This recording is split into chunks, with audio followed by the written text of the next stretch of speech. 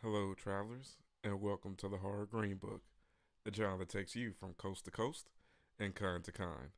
I'm your travel guide, Brendan, and I'd like to welcome you to the Scary Sanctuary, where we are, of course, bringing to you another live watch party here on Monday, our 25th edition. So that's great, guys. We are just rolling right along through these live watch parties. It's a great thing to see.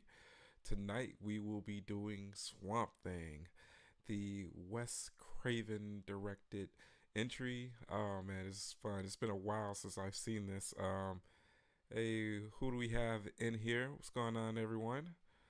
Let's see, Donovan says, I really enjoy these movie nights, man. It's a good time. Thanks for doing them. Hey, thanks for being here. Thanks for everyone for being here. You guys' continued support makes this something that I really, really look forward to myself. So, man, I'm just getting back from Trans World, which was, wow. I mean, fantastic experience. It was my first time ever attending, and wow, talk about a huge show, guys. Those of you that tuned in for the live stream, you saw it. I mean, so many vendors, so many animatronics, so many masks. I mean, no matter what you're into, if you're a Halloween or horror fan, they had something for you there. Hey, we got Tony in the house. What's going on, Tony? You got Captain Spaulding in the house.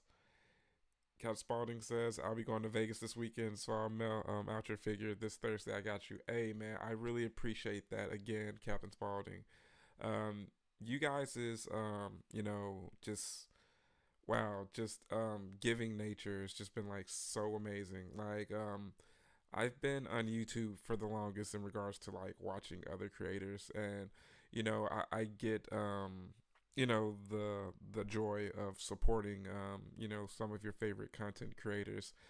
Never in my wildest dreams would I ever expect that people would support anything that I would do on YouTube enough to want to actually send in stuff to the channel or send stuff in to me to help support the channel or just show love to whatever I'm doing on the Horror Green Book. So much gratitude to each and every one of you. We got Vero in the house. What's going on, Vero? Tony said, I'm passing on the pain meds and cranking beers tonight. Hey, cheers to that. I'm trying a new beer. This is called Sixes Liquids. This is brought to you by, what's the brewery? Hold on, let me find it. Yeah, Brown Truck Brewery out of High Point, North Carolina. This was given out at Trans World um, by one of the hunts that were there. So they're saying if you bought some merch or any of their products, they would give you a free 6 pack to go along with it. So how could I not turn that down? So I love some good craft beer. So I had three different beers to choose from, three different styles. So I'm starting off with that one. Hey, but yeah, guys, thanks for joining. Let's start the movie at 40 past the hour. So that'll give us a little bit more than 5 minutes to get queued up for Swamp Thing. Yeah, man, a free six for like seriously. I mean, I was going to be happy to support them anyway. She said that she was going to give me a free beer anyway, but one of the items at their booth was something that I was interested in buying anyway. So I'm like, all right, I feel like I came out on top of that deal. So that's cool. Yeah, man, I haven't seen Swamp Thing in forever, Tony. To be honest, I'm way more familiar with Return of Swamp Thing. Like as much as I love this one, Return of Swamp Thing was something that was on HBO and Cinemax a lot. I remember seeing that on TV a lot more than Wes Craven's entry. So it's really good to see this one. We may actually try to may we may even try to do a double feature tonight, depending on how many people decide to stay up or whatnot. I know it's a little bit late for some people on the East Coast, but hey, we'll see how it goes. and I'm dealing with a little bit of con crud, guys. So forgive the allergies if I sound a little stuffy. Tons of people at Transworld, and I was doing a lot of moving and shaking. I got a lot of bonus content, so checked out this bar, the Hunt. Awesome place, guys. Very cool neighborhood bar. Can't wait to show you guys the video in regards to that.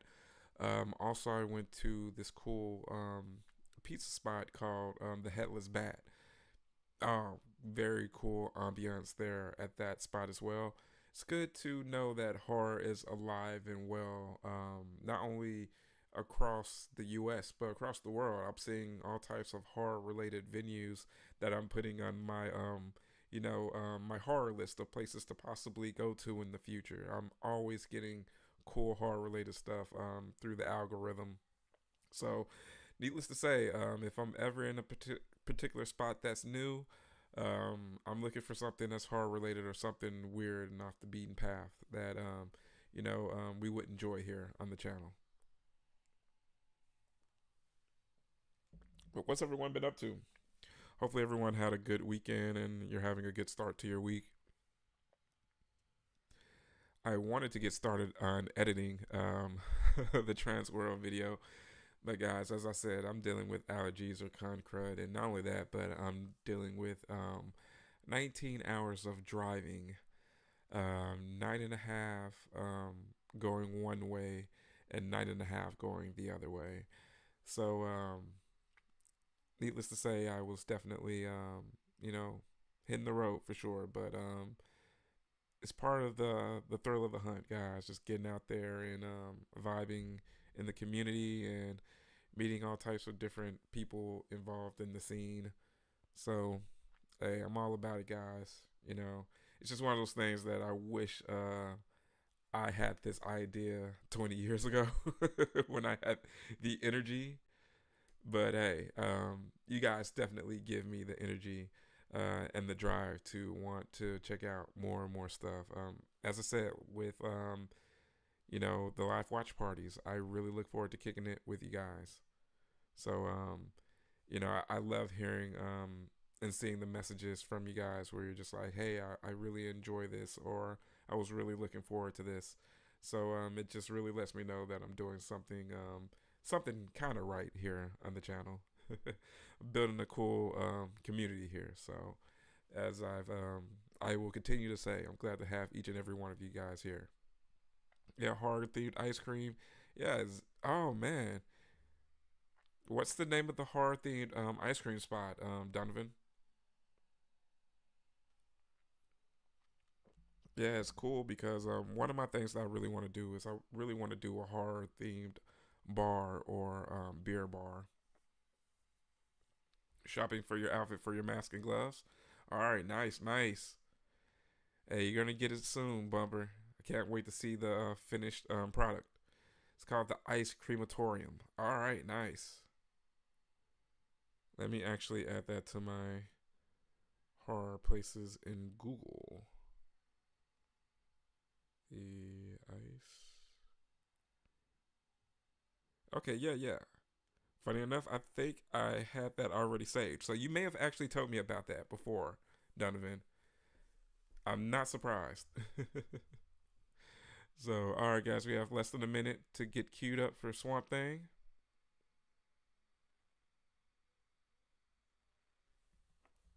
Have you guys ever smelled the channel in the hospital fog machine since for hunts? Yeah, for real. All right, guys, press play on Swamp Thing. We're gonna get some Adrian Barbeau in our lives.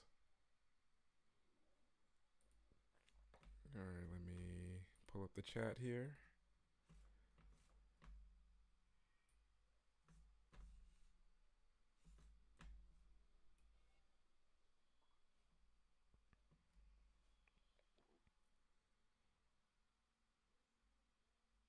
Oh, the charge and hospital fog machine. Yeah, I love those scents. It's funny because I was talking to my son about that.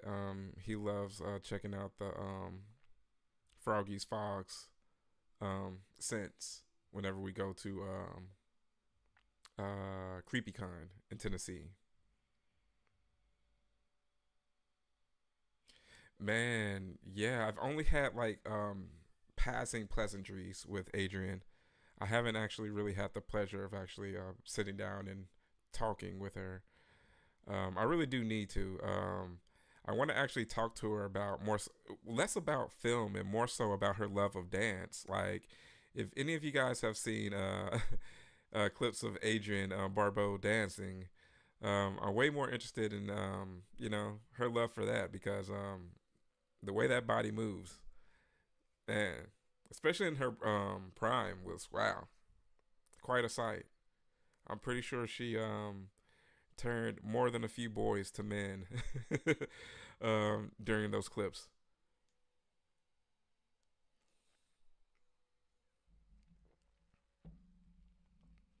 Get some Ray Wise in this. I forgot Ray Wise was in this. Adrian Yum Yums. Yeah, I know, right? Adrian's Barbeau's. Yeah, good luck with it, Tony.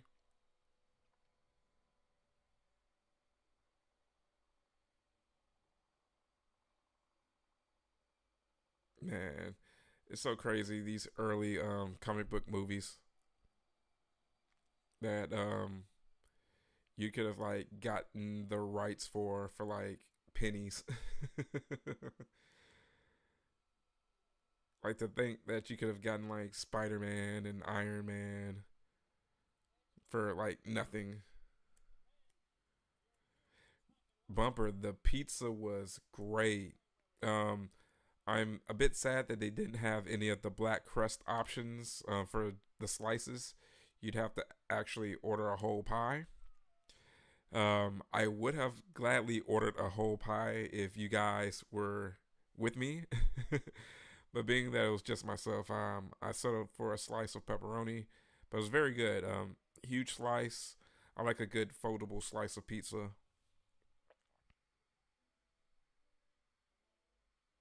Yeah, I remember the TV show on USA. Man, there's just like so many memories attached to like movies and things like this. Like the whole fact that there was a Swamp Thing show, like that just kills me. Like you had like a Rambo show for like kids, or the Toxic Avengers cartoon show, the Toxic Crusaders. Now, thankfully, I was already familiar with the film from staying up late and watching Cinemax when I really wasn't supposed to. But I mean, hey, you grow up a bit early sometimes.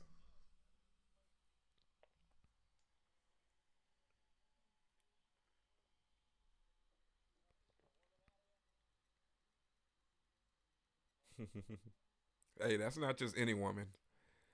That's Adrienne Barbeau there, buddy. She's a step beyond us mere mortals.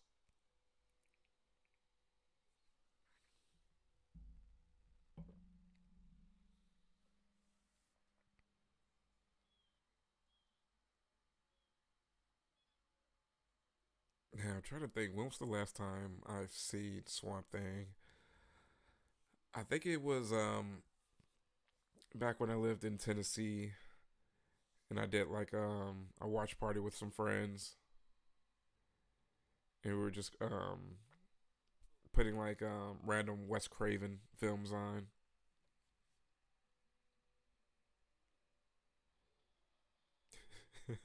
New Swamp Thing movie called Swamp Boy.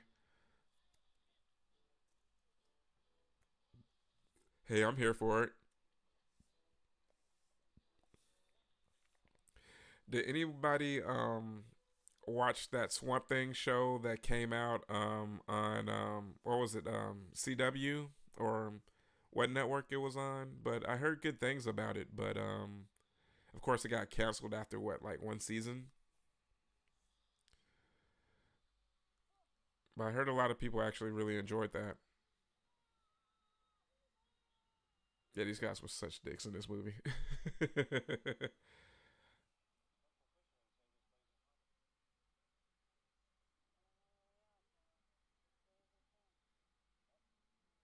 Yeah. You never saw the newer one? Yeah, I need to check it out one day, but it's so hard for me to get into shows knowing that they only made it to one season, especially when there was like potential for it.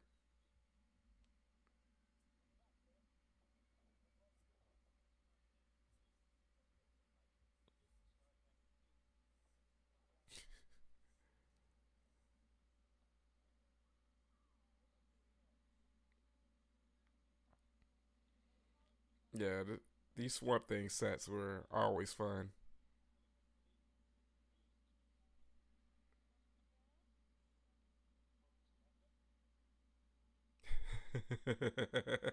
Yeah, it's no Dawson's Creek. You know, don't want to wait for our lives to be over.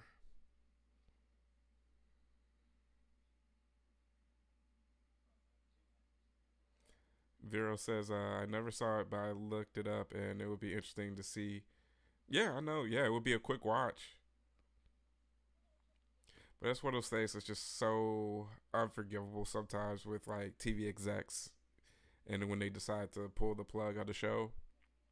Like, one of my biggest examples of that is the HBO show How to Make It in America. It made it through two seasons, and by the end of the second season, it was hitting its stride. Like this show was destined for greatness, but at that particular time, they were dedicating most of their attention at that particular time to Entourage, and it was an Entourage type show in a way. But man, that show just really resonated with me, and it's totally still an inspirational show for me, especially as a YouTuber. It inspires me to just get on that hustle, man, and aim for that dream of making it to being one of the greats in this YouTube thing. And you guys are helping me do it with your continued support.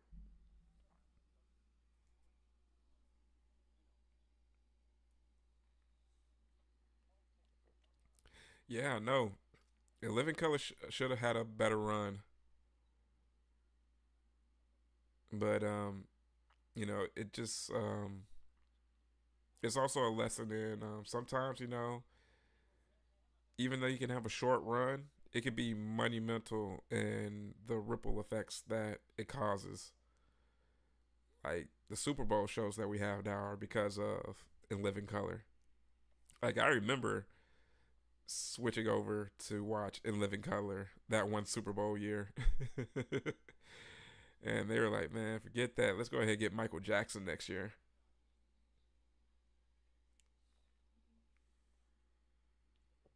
Man, I'm telling you, man, I am like firmly planted into some slippers right now. Yeah, man. Definitely wouldn't hurt to have some sort of like segue at Transworld. But it's a fun show. I really, really enjoy it. I'm interested in checking out the other shows, Midwest Hunters Convention and the East Coast Hunters Convention. Of course, they're the more smaller versions, but still a fun vibe. And of course, I would imagine different vendors that aren't able to make it to Transworld.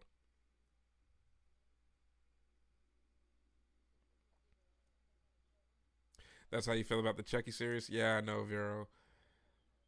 I didn't get a chance. Well, I didn't get a chance to check out the final season of Chucky because I found out that that was the type of series that I preferred to just binge. But yeah, that just really sucked to hear about that news. But the cool thing about it being in control of one creator, he can always continue the story in another movie or something. It's something I don't doubt he'll do at all. The rascal. Bro, it's a crazy amount of square footage. I couldn't give you an accurate estimate. I'll have to look up the convention show floor square footage. Dude, it was massive. And to tell you the truth, the only thing that saved my feet even more is the fact that I didn't really go through the Christmas section but one time.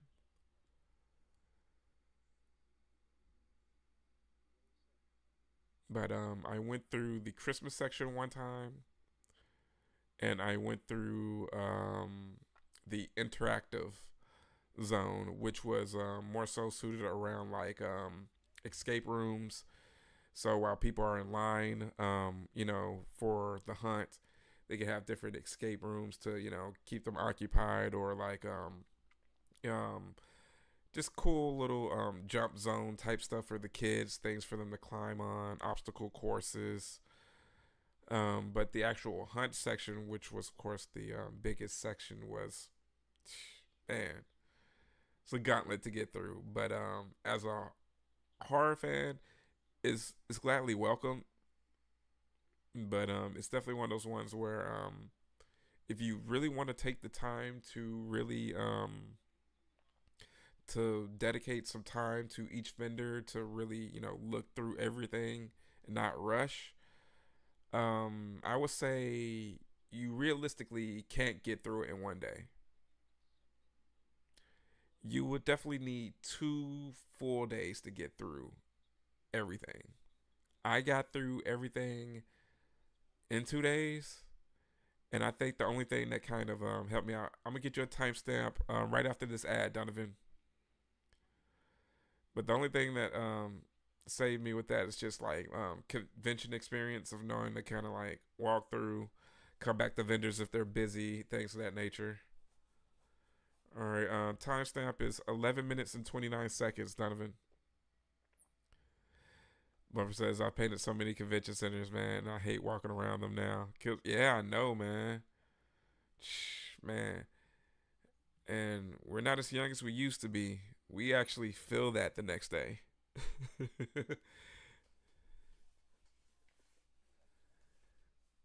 Sent one of your videos to my buddy who does sales for us and wanted to integrate marketing strategies towards hunts years ago. He was bummed he couldn't be there this year. Hey, man, I appreciate that, Tony. Hey, that's right. Yeah, it's definitely one of those things for real. It was a fun convention. I'm gonna try to come back next year for sure. But one thing I'm noticed that's different from like straight up horror conventions and then the actual trade shows in regards to the business. You have to pay for each seminar. So with the seminars, if there's a particular thing you want to learn about, making masks, or this particular thing, learning about sprinkler systems, insurance things, safety things involving that with the hunts. I think it was like $60 per class. Each after party. Well, now granted, there was a main after party that was free after each night. But if you wanted to go to a different one, like they had like a zombie prom, that was like $65 or like $45 if you paid in advance. Every other thing was like something you'd have to pay for. So they know with the hunt owners, they're going to get the money out of them. So let's just say I was just glad to be in the house. It's like I'm still one of the smaller guys, so this just helps out a lot.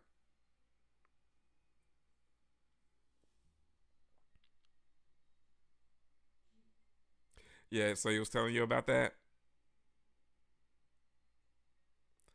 Yeah, it's definitely something, but I really do appreciate that they really do teach people a lot of cool things about the industry. And where I come from, there's a saying that the game is to be sold, not to be told. So I'm not mad about shelling out a little money, especially if it's going to help the industry.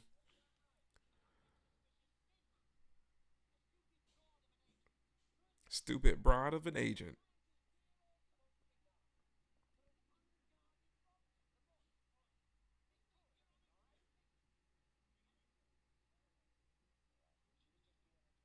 Just doing their job, dude. Exactly. And yeah, guys.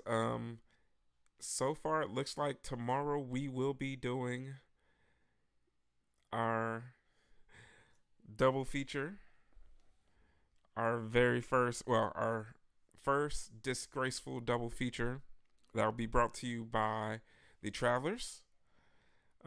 These films were chosen by Bumper and by Tony. So these films will be An American Werewolf in Paris, and that was chosen by Bumper. And Tony came up with Poultrygeist. I have never seen Poultrygeist, so that's going to be quite a treat. It's going to be a fun second official disgraceful double feature. Yes, we're going to do tomorrow, Bumper.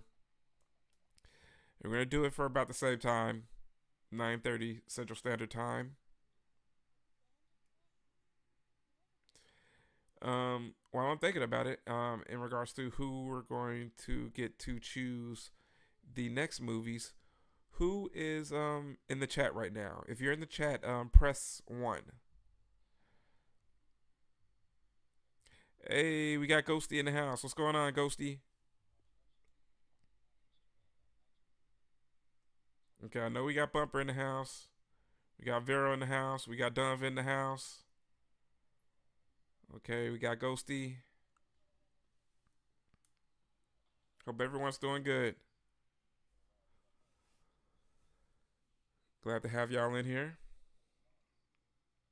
Okay, so simply because, yeah, that's what I was thinking, Tony. Let's let the ladies choose for next week.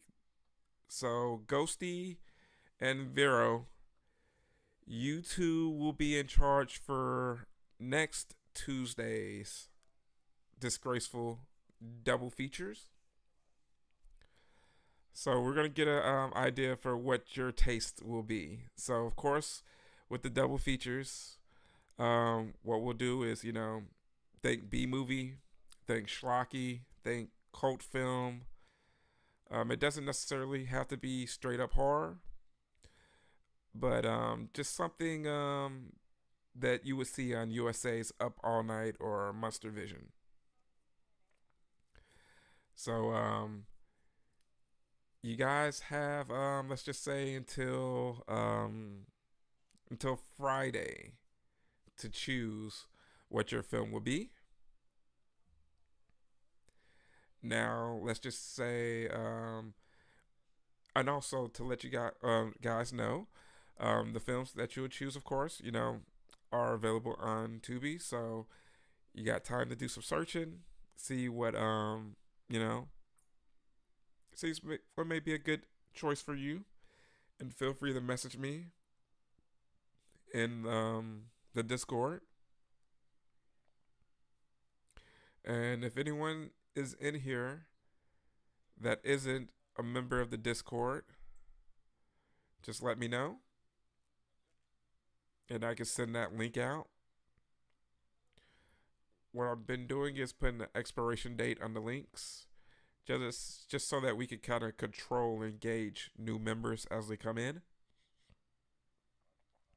And also, guys, if you have any friends that are good movie hounds, horror hounds of that sort, and you think that they may be a good fit for the Discord, feel free to send me a message as well, and I'll be happy to send them a link, or send you a link to send them.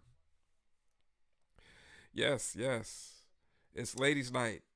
Oh, what a night. Yeah, I know, right? We were all thinking the same thing, right? Hey, cheers to the choices for tomorrow of An American Werewolf in Paris, which is always a fun watch. and Poultry Guys, which is something that I haven't seen before, and to the selections for next week. May the schlock be forever in your favor.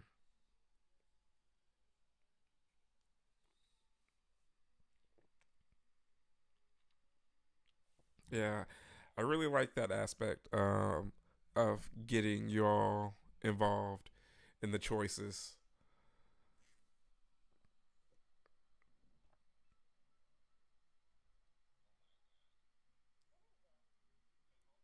I saw this really cool like fan made poster that had like Swamp Thing, the Children of the Corn, Stephen King's character in Creepshow, and also the trolls from Troll 2. And wow, that was like quite a concept. And I'm like, that's like a vegan's nightmare. But if I ever come across that print again, like that's something that I just absolutely have to have. That was like such a cool mashup. You had a few other picks.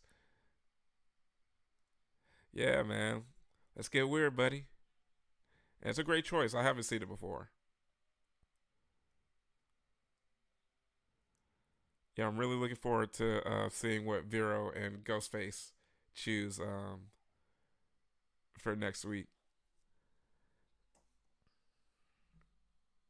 And guys, and as I mentioned last week when Bumper and Tony were chosen, if you weren't chosen this week, stick around. It's always next week.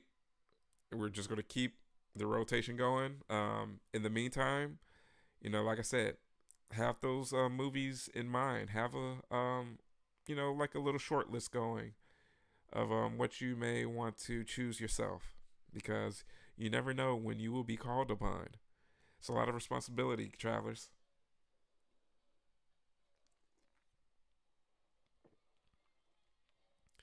You've never seen An American Werewolf in Paris? You remember that music video for that song? Yeah. Well, let me tell you. Let me kill the suspense for you. It's definitely no An American Werewolf in London, but when I tell you though, as bad as that movie can be, it has a certain charm to it, to where you're just like, man, this is nowhere near as good as the first one, and it's such a shame that they have the name attached to it that they do. But it's still a fun werewolf film. Like in all its stupid decisions, it's very fun. It's very 90s as well, extremely 90s. You're right. The lichens are amazing. Like honestly, it's just as fun of a watch as the first one, but just as long as you don't take it too seriously.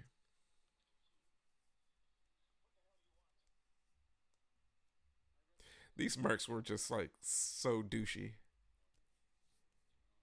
Like you just couldn't help but just want for them to really get their comeuppance. Oh, so you haven't seen it either, Ghosty? Nice, nice. Hey, well, I'm glad that you guys will be joining. So we'll have a bit of a mix. I haven't seen one, and some of you all haven't seen an American Werewolf in Paris. So I'm really looking forward to your reactions to certain scenes. Like I have certain scenes in mind that I can't wait to see how you're going to react to it. Got to be better than howling the marsupials. Ah, well, I'll withhold judgment until you see. It's definitely more rewatchable. I'll give it that. Now, better, that's a very subjective term.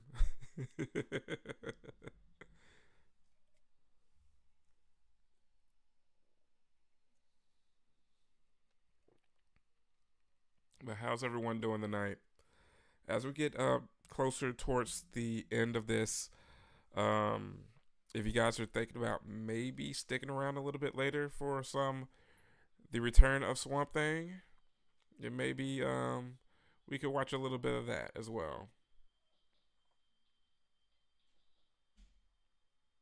But as I said, maybe that could be something we could save for next Monday. Just really depends on how everyone's feeling. We could put it up for a vote. Tony's down. Okay. Yeah. Donovan says, I enjoyed Werewolf in Paris, but it definitely has a different vibe from London. Way different vibe. It's definitely a case of the sequel being so different from the previous one, partially because of the space of time that production took place from, one film to the other. It reminds me of like Phantasm 1 and 2. Like Phantasm 2 has a completely different vibe. The Phantasm 1 is definitely more of an action horror film, and it's super enjoyable. But you're just like, wow, yeah, it's definitely more of a product of the decades in which they were done. All right, Bumper says he's down too. Has Adrian ever had a different hairstyle? I do not know. I have not witnessed Adrian Barbeau with a different hairstyle. I personally didn't even know Adrian Barbeau had hair.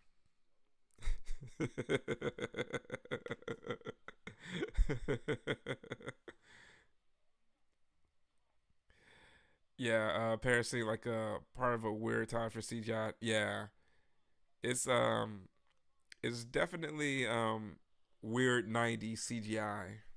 It's definitely that weird time.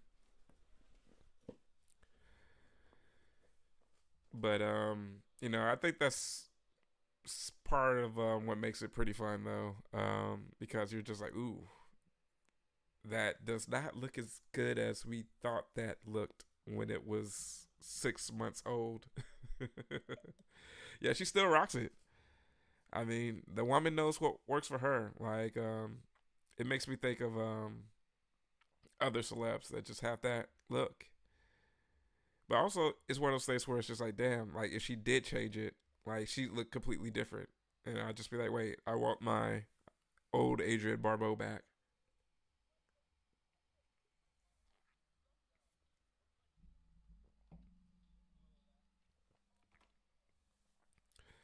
I think that is him. I wouldn't doubt it with the Craven connection.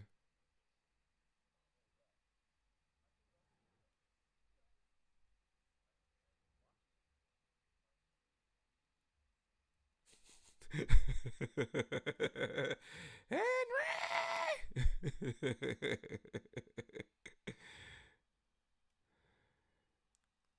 What are some of you guys' favorite Adrian Barbeau performances? I love her in The Fog. Probably The Fog is my favorite performance of hers. Though she's also fun in Creepshow as well. I kind of like villainous, bitchy Adrian Barbeau. Creepshow for sure. Yeah, she was very fun in that role. She kind of had that look for like she could be the mean girl in roles, but she was always kind of like always more so saw her as like that cool chick, like just super cool hot chick that had more hero qualities. But her being more of a an anti-hero or a villain is fun with that. Yeah, yeah, her episode of the Creep Show series. I'm so glad that they did that to kind of wash the bad taste of Creep Show 3 and 4 out. I'll never forget wasting my time watching that and being incredibly angry. Like, it's not often that films make me angry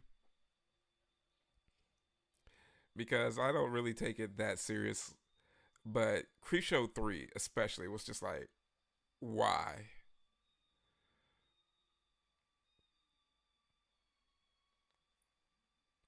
Yeah, for real. That's what I was saying, man. She always seemed like that cool, like hot tomboy chick. Like she wasn't like super ultra feminine. Like she was a little rough around the edges. Like she could definitely outdrink you and kick your ass. So that was a cool thing about her. I think that's why she also has the fan base that she has. She was also the computer's voice for the thing. Yeah, yeah. She's the only female presence in the thing, unless the thing is a female.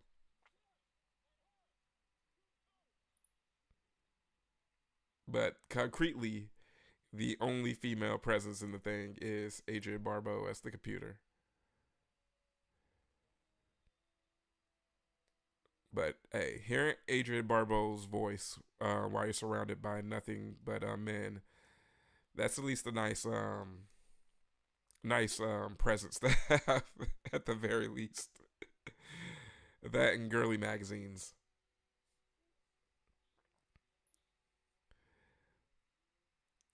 Yeah, those. Yeah, they were totally money grabs.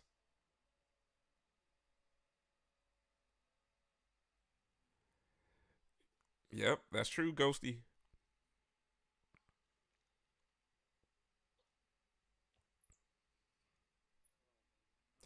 Yeah, that movie's like there's never a bad time for the thing. Like as far as I'm concerned, I think it's Carpenter's best work.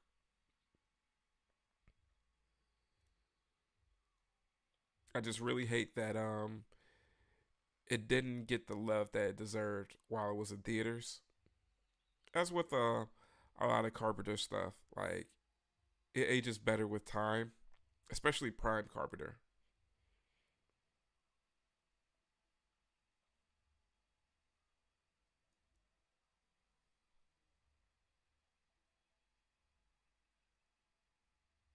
Yep, yep. Yeah, she's very short. She is a tiny woman.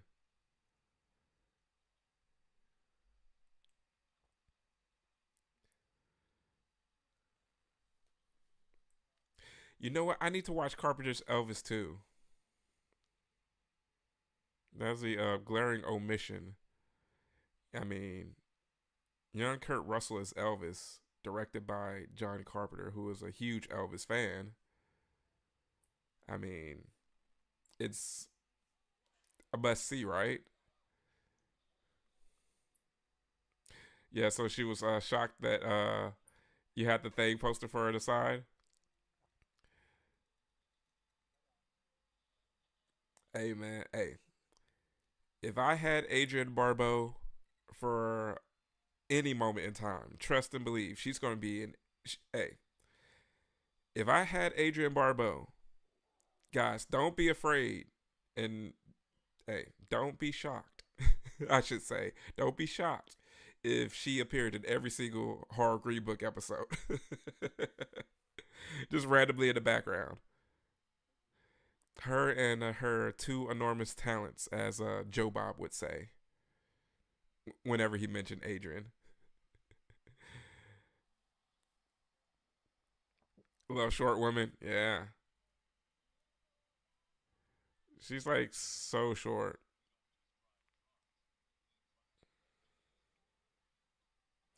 That's kind of like how I felt whenever when I saw Barbara Crampton when I first met her.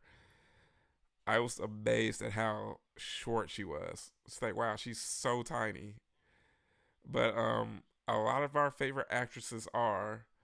But then again, that's also because a lot of our favorite leading men are also not as tall. as we like to think that they are, especially when you're as tall as Bumper. It's almost like everyone's shorter than you.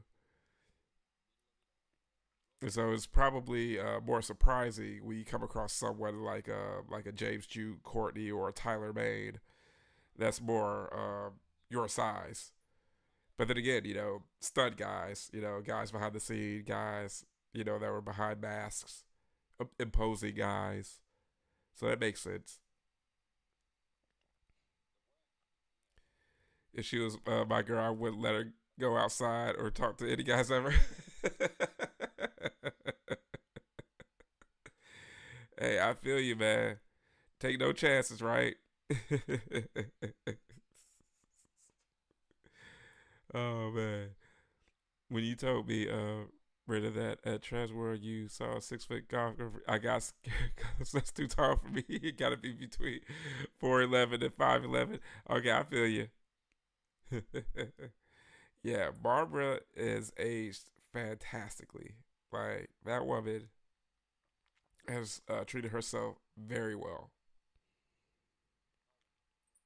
Like I'll never forget my surprise when I saw her at Your Next, and you know I didn't put two and two together that that was Barbara Crampton. But I'm just thinking, man, who's this hot older lady in this film? She looks kind of familiar, but I can't place it. She looks a little bit like Barbara Crampton, and then it dawned on me that that was Barbara Crampton, and I'm like, oh man, Barbara's still looking great. And still, all these years later, I just saw her last year at Horror Hound, and man, so pleasant, so sweet, consummate professional. She was very excited to me to talk about Suitable Flesh, which hadn't come out at that particular time and was like on the verge of coming out. Hey, what's going on, Josh? What's going on? We got Papa Goss in the house. Welcome, man. Welcome. No need to apologize, man. Better late than never. Glad that you're here. We are at 35 minutes and 35 seconds. Or at least I am. But you know how we do it here on this channel. You can be a couple of minutes, in front of or behind where I'm at. It doesn't matter. We're gonna get to the same place anyway. Hey man, thanks so much, man. I'm trying my best. I'm dealing with a little bit of con crud, but you guys are giving me plenty of energy to push through. So I apologize if my voice sounds a little bit off due to not being able to breathe through my nose and talk at the same time. Yeah, Suitable Flesh. Yeah, totally.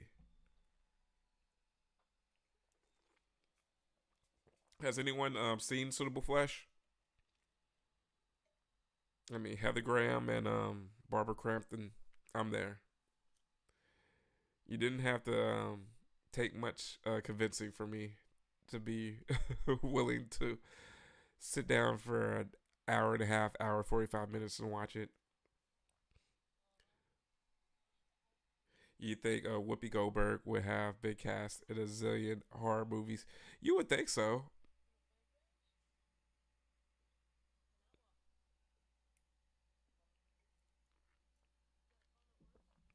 Yeah, yeah, that's like a long running joke with Joe Bob Briggs, Ghostface.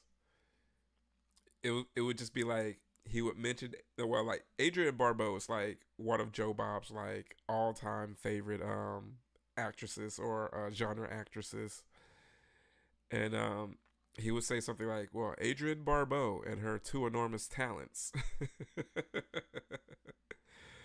So that's just something that you just completely pick up on those Joe Bob sayings. Okay, cool, cool. I don't doubt that it'll be something that'll end up on Tubi sometime soon. I know it's definitely on Shutter right now, but we'll have to check that out sometime soon. It's just some more good old continued Lovecraftian horror that Barbara Crampton's in. Um, got Heather Graham in there, still looking just as lovely as ever as well. Yeah, Joe Bob showed Super Flesh, I believe, last season or the season before last. That's right, if you know what I mean. And I think you do.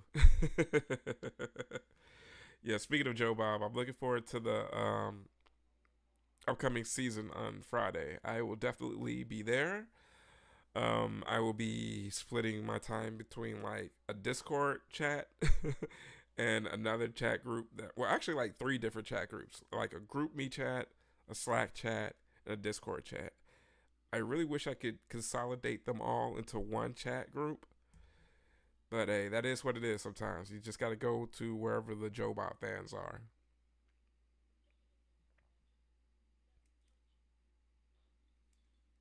Hey, at least he knows. Those life hacks, you got to punch it.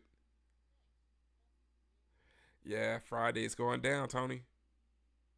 And we're back to double features.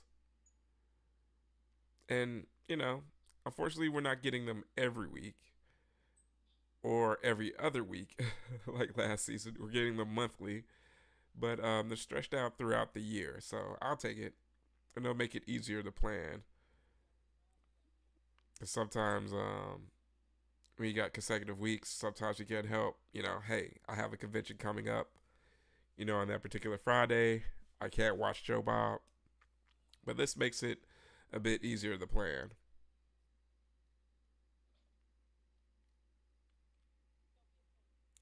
Tony says, personally, I can't do the Joe Bob chats. I'm all in on the show. Even if I get a ride to work, I'm like, I have to be home by 6 and don't talk to nobody. Yeah, I get that.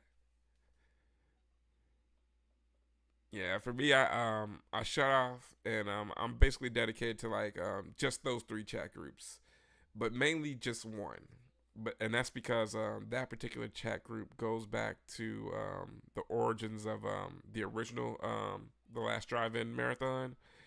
That chat group is basically a group of us that found each other like right after the marathon, right when we thought that we weren't going to get any more Joe Bob. So everyone was all melancholy. We were thinking, man, we just saw like the last little bit of Joe Bob that we're ever gonna see. And that's just crazy to think that like that was like 6 years ago now. That's like crazy how time is like really flown by.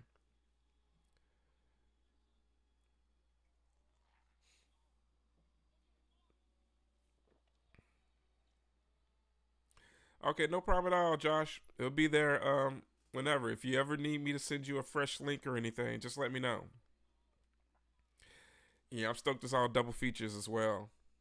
I like the whole double feature aspect, I like staying up late, hanging out with the crew. IT was no help. Man, I hate when IT is just absolutely worthless. It's like you guys are just collecting a check. I mean, I'm not gonna hate on you, but come on. Yeah, I know.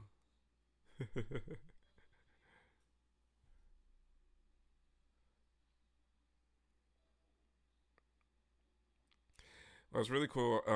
I've seen a couple of women cosplay as Adrian with this particular outfit.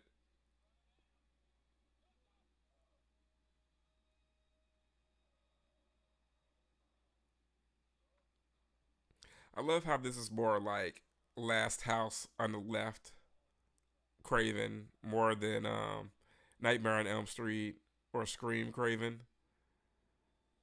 Like this is totally that slash the hills have eyes type vibe.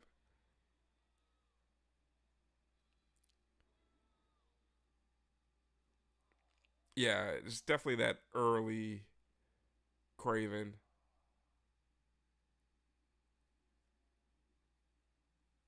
I love that though. I love when directors have errors.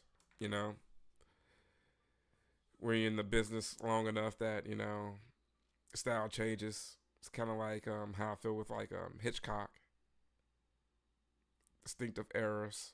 Um, Carpenter.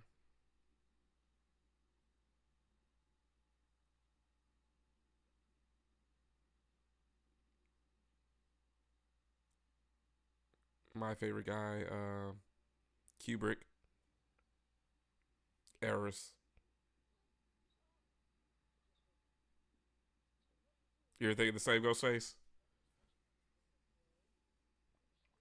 Yeah, that was a very respectable remake as well. I love the how they went with the new Hills Have Eyes, or the remake, I should say.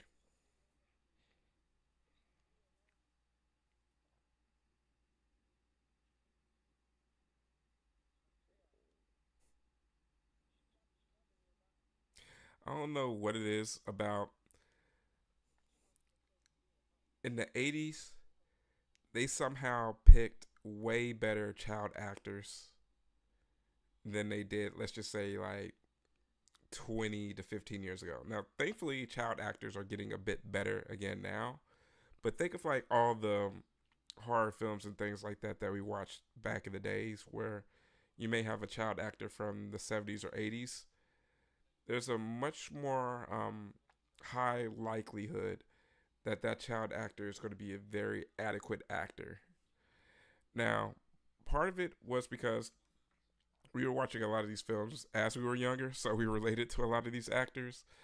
But sometimes I see some portrayals, older portrayals, where I'm just like, that kid couldn't act. But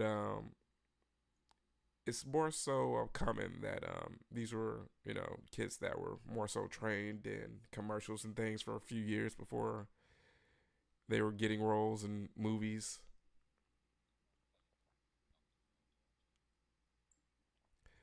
Damn, I remember watching Alfred Hitchcock show as a kid. It was so good. Seemed like it always ended on a cliffhanger with no resolve, which I appreciate. Yeah, I feel you on that, Tony. Um, Alfred Hitchcock Presents was so instrumental in my horror fandom. Now, I always talk about how my mom was really huge in me being a horror fan, but I could relate to her mom, my grandma, a bit with her being a little bit of a horror slash suspense fan because we would watch Alfred Hitchcock Presents together. Um, old lady, old television with the dials, only a few channels, no cable, rotary phone. So when I'm over there, we were watching Perry Mason, Matlock, Alfred Hitchcock Presents, Bonanza, stuff like that. So you know, I could relate to the suspense and loving Alfred Hitchcock Presents. And that inspires me with the show here. I mean, that's the whole reason why I start off every single show with saying, hello, travelers, because I would love how Hitchcock started off the show with the iconic theme song.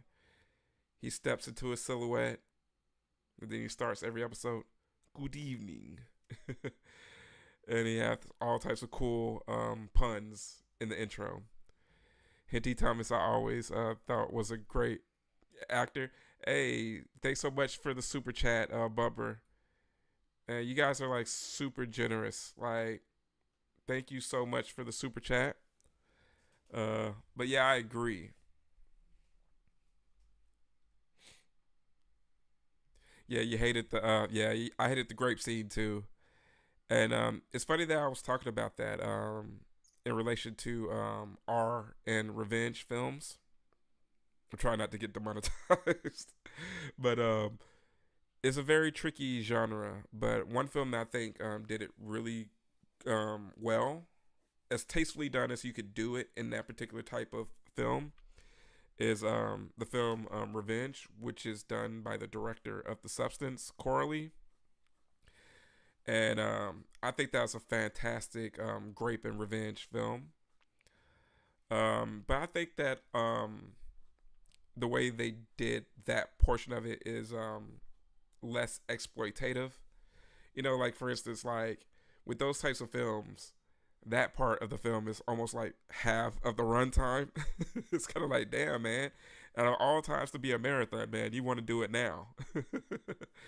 But That film's a pretty cool one. If anyone's into films like I Spit on Your Grave or Last House on the Left, but find it a bit hard to get through those types of scenes, or films like Irreversible or Miss 45, another one. And you're right, Tony. It does seem like more about looks than ability now.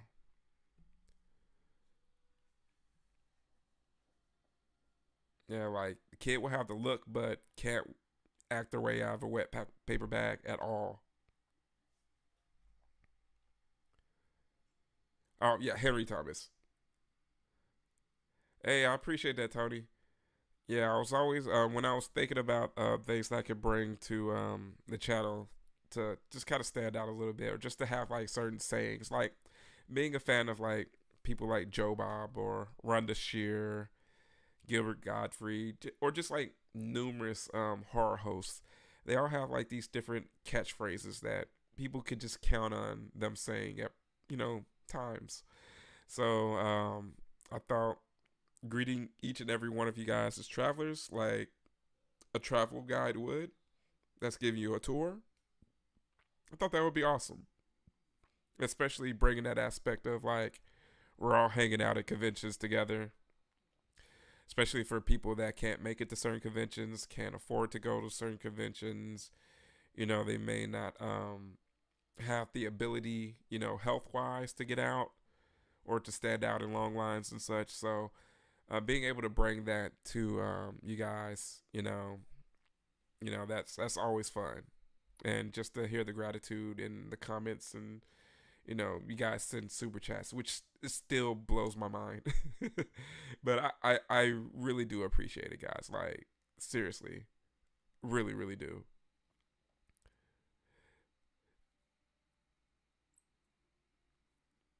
Yeah, yeah. Spit was great because she killed the ball. Yeah. Um, it was so cool to see Camille at the Houston Horror pop up. Like I think her character is like so cool. Like the fact of what she went through and the way she goes about getting her revenge in that film. Ah, perfection. But I think also like I Spit on Your Grave would make a great double feature with Revenge.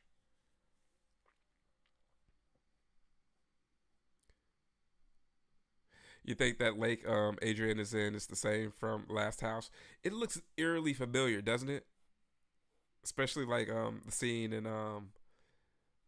that where she's like floating and everything, and she gets shot. Worst acting I've ever seen was Troll 2. Yeah, that's some superb bad acting. That's like Hall of Fame bad acting. But you see why.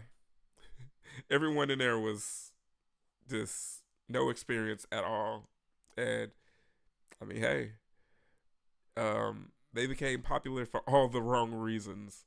But I mean, notoriety is notoriety, right?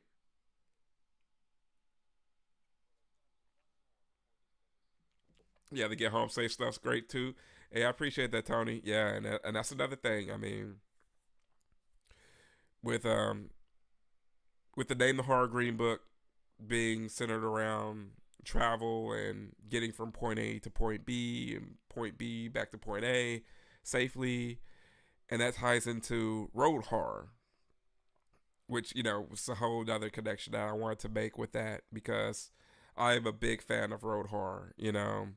Wrong Turn, Texas Chainsaw Massacre, things like that. Hostel, when people are just traveling and you're, a stranger in a strange land. And, that vulnerability, I think that's cool. So I love having that send off of like, hey, let me know that you made it home safely. Because I mean, hey, think about some of our favorite road horror films. Some of those people aren't making it home safely.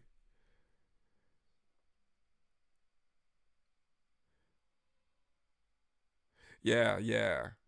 That was the cool thing about it, Bumper. Like, she wasn't going to sulk and sully. she was gonna come out and get her pound of flesh. I think that's a super cool message for exploitation film. I mean, that's the thing that kills me with people sometimes when they try to give that lame talking point of like, oh, I can't deal with social commentary in my horror. And I'm just like, dude, social commentary has been stamped in horror since the beginning. But the thing is, they've been able to express that social commentary in the story and not actually like shoehorn it in. Like, hey, this is how you're supposed to feel about it, as opposed to just letting the film just let you come to that conclusion. I mean, you can go from numerous films. So, I mean, I love bringing that point up to people, or when they're just like, oh, I'm tired of remakes. I'm like, dude, the remake is as old as Hollywood. I'm like, learn your history.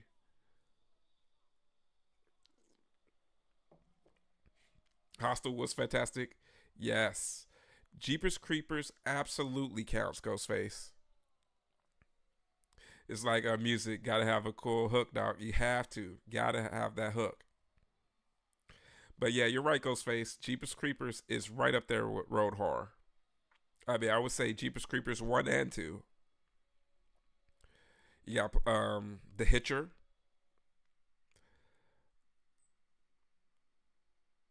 Hostel let you down a little bit. Thought you were, yeah, yeah. And that's the thing that kills me with how a lot of people that aren't familiar with horror kind of like overhyped the depravity in Hostel by labeling it torture porn. Where it's just like, yeah, I mean, they may have had a scene or two, but it's not like this was like August Underground or something like that. Or what's the other one? Like the Vomit Dolls series or whatever it's called. I've never seen any of them, but I've seen the clips from a YouTuber that I like watching called Horrible Reviews, and he goes through all these super crazy, the worst or films ever, or the hardest films to watch ever. So that's how I became familiar with what goes on in those films. Yeah, definitely share it on Discord for sure. You met the main girl of Hostel movie, the one that turns the guys in. Oh yeah, yeah, nice. Yeah, definitely put that up in the Discord. Yeah, I like Hostel and Hostel 2. You know the background on Hostel, right? How Eli and his buddies were looking up those. Yeah, yeah, exactly. Yeah, yeah. The Hitcher does have a great soundtrack, Vero. I love the Hitcher. Hitcher ruled. I have the VHS store poster. Oh man. Yeah, I know, right? I mean, yeah, the guts pull apart. I mean, it just hammers home that emotion, and especially when you're just like, I mean, when you get to the ending, the actual finale, where he's finally been pushed to the brink. So yeah, I think that would just hammer home the emotion with that. I'm with you on that. Didn't have the VHS store poster. Man, that's crazy. Like, if I knew then what I knew now, I would totally scour every single mom and pop and blockbuster and make friends with all of those employees to grab all types of freebies before they get thrown out. Um, the Swamp Thing costume looks like overalls. Yeah, it's crazy to see the difference between this one and the next one, just in regards to the costume. Let me see.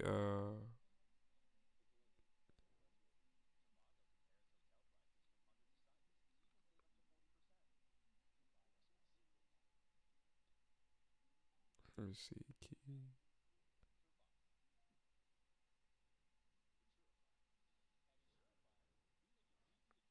How about another road horror film? How many people? This is what I like to watch with The Hitcher. How many people have seen The Vanishing? Now, The Vanishing, I like the remake and the original as well, but I give the nod to the original.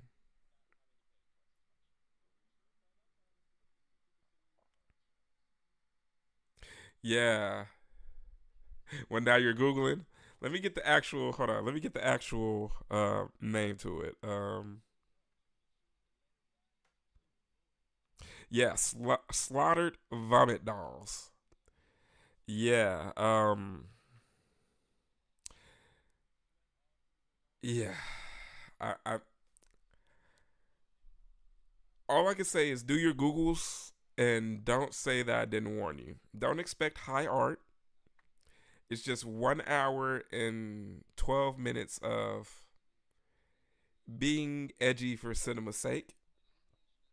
Which, I mean, I totally understand that. Sometimes you got to push the boundary. You know, we have to have films like 120 Days of Sodom or, Salo or, whichever wants to push the boundary, even though that's probably the only artistic takes that you can grab from it. It's just like, oh, I didn't know that you could do this on film. So, but other than that, there you have it. You've never seen The Vanishing? Oh, we'll have to check out The Vanishing, guys. Oh man, you've never seen The Vanishing? Now, yeah, Kiefer is in the remake. Yeah, Kiefer's in the remake of The Vanishing. The Vanishing has an iconic ending. Let me see if they have The Vanishing on any streaming services. It would be fun to watch either one or the other. Yeah, because they have the remake with it was Jeff Bridges and Kiefer.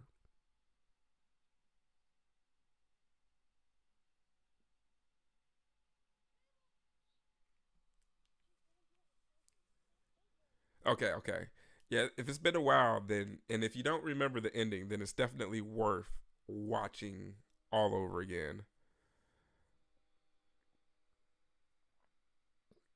It's kind of like with the film Funny Games, to where they're pretty much identical, almost like a shot for shot remake in a lot of ways. But people have their preferences for which one, or like Speak No Evil. Oh, so she's on the Discord now. You will be shocked at how great she still looks. Okay, you put it under the convention section. Okay, cool, cool. I'll definitely check it out.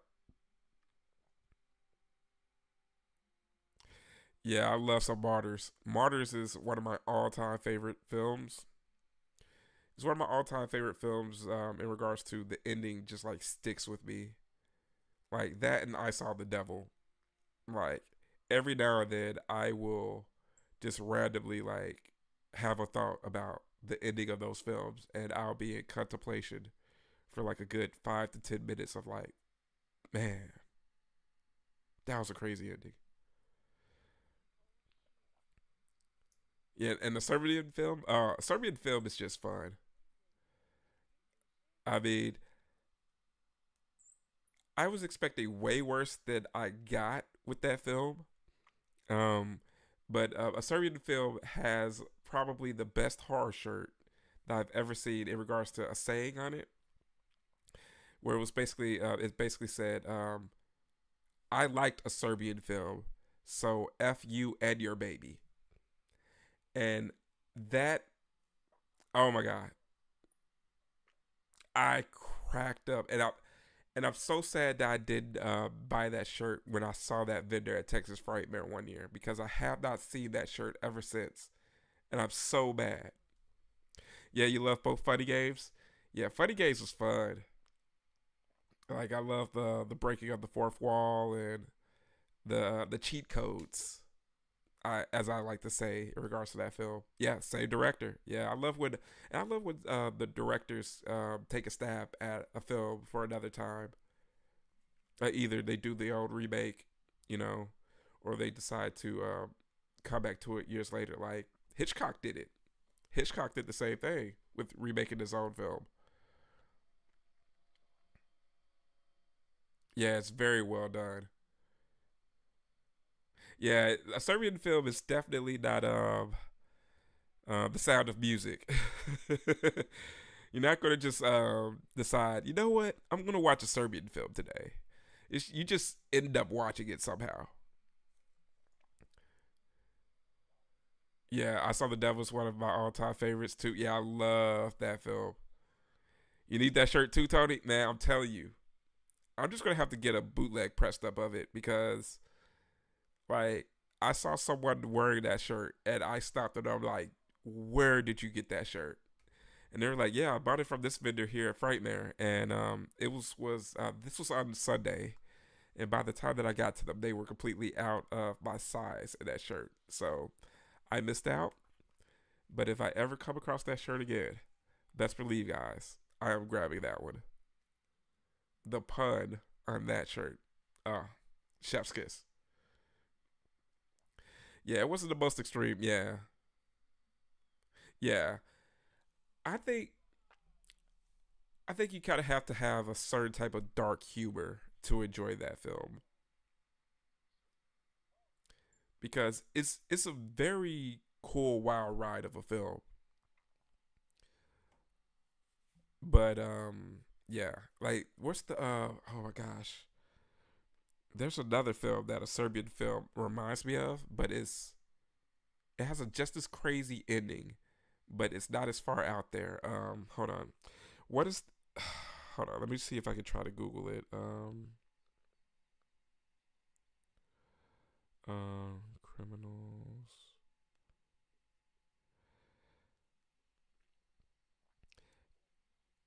Okay, guys, I'm gonna give you some clues on this film and see if you can come up with it before I do because it's on the tip of my tongue. But it's a horror film about it's set up in Europe. I think it's in the UK, in England, and it's about this pair of thieves or criminals, and they're out to do like this last heist, and things just progressively get worse and worse and darker and darker. I've seen it like one time, but that ending is very a Serbian filmish and effed up. And man, I highly recommend it. No, not Time Bandits. Hold on, let me see. It's called something.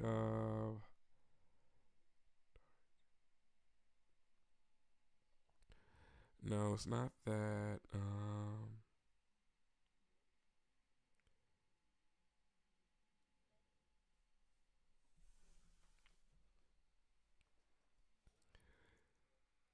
Let me see. No, and it's crazy because it's gonna come to me. Oh, I got it, guys. It came up. Thank goodness for the algorithm. It's called Kill List. Oh, guys, I definitely recommend checking that out if you guys haven't seen that. The synopsis is 8 months after uh, 8 months after a disastrous job in Kiev left him physically and mentally scarred, ex-soldier turned contract killer Jay is pressured into taking a new assignment. Man, and when I tell you guys, things get very dark. I definitely recommend checking that one out. Kill List. Yeah, yeah. Yeah, I like stuff that's based in reality in regards to getting creeped out by it. Like that's why I like stuff revolving around like cults or like home invasions. I find particularly creepy because it's based in reality. Like growing up in Memphis, the possibility of your home being invaded is very likely. So that is a real deal fear that people have. Whenever I see films like Funny Games, The Strangers, oh, best part of the movie here, we have some Adrian Barbeau bathing right here. 1 hour and 5 minutes.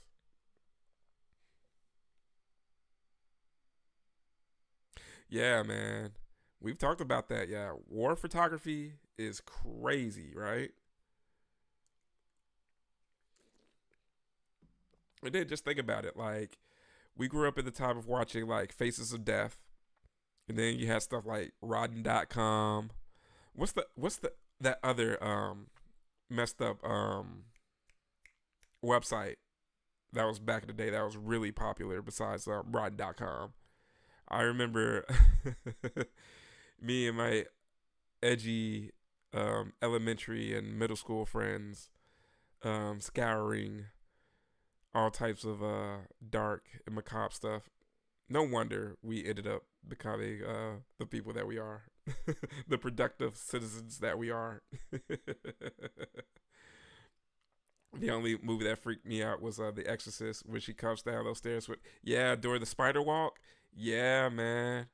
That was crazy, bumper. The first time I saw that, and not only that, but the atmosphere in The Exorcist, it just really lends to that creepiness. Yeah, like I said, it's been forever since seeing this. It's way more actiony, right? I really like this one, but that's why I kind of like the Return of Swamp Thing a little bit more because the monster battles in that one.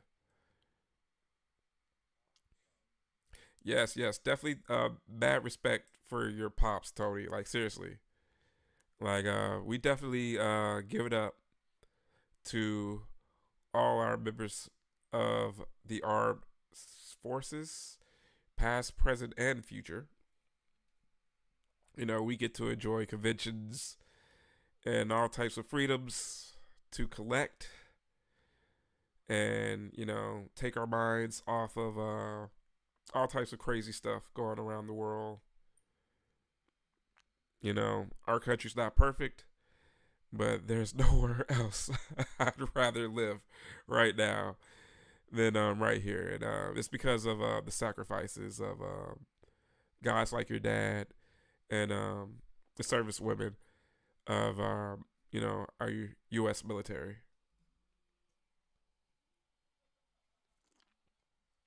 Speaking of the U.S. military, I was watching these very cool videos about. I was going down. How many of you guys remember VH1's Behind the Music? So I was going down a little bit of a behind the music rabbit hole. So today I watched the episodes of Milli Vanilli and Motorhead. So quite a cool double feature. Um, just randomly chose those two, and it got me into a little bit of a Libby deep dive, and just saw a couple of interviews about people talking about his apartment and his collection, and Lemmy being like a very cool war historian, especially centered around like World War One and Two. Dude had an iconic, crazy like collection of war memorabilia, especially with like war trophies from the Germans.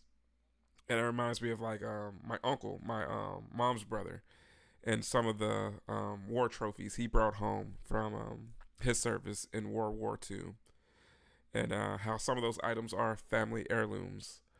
So it's really cool to see like a German dagger, and knowing like, hey, that's cool. My uncle kicked some ass over there. It was able to come back safely.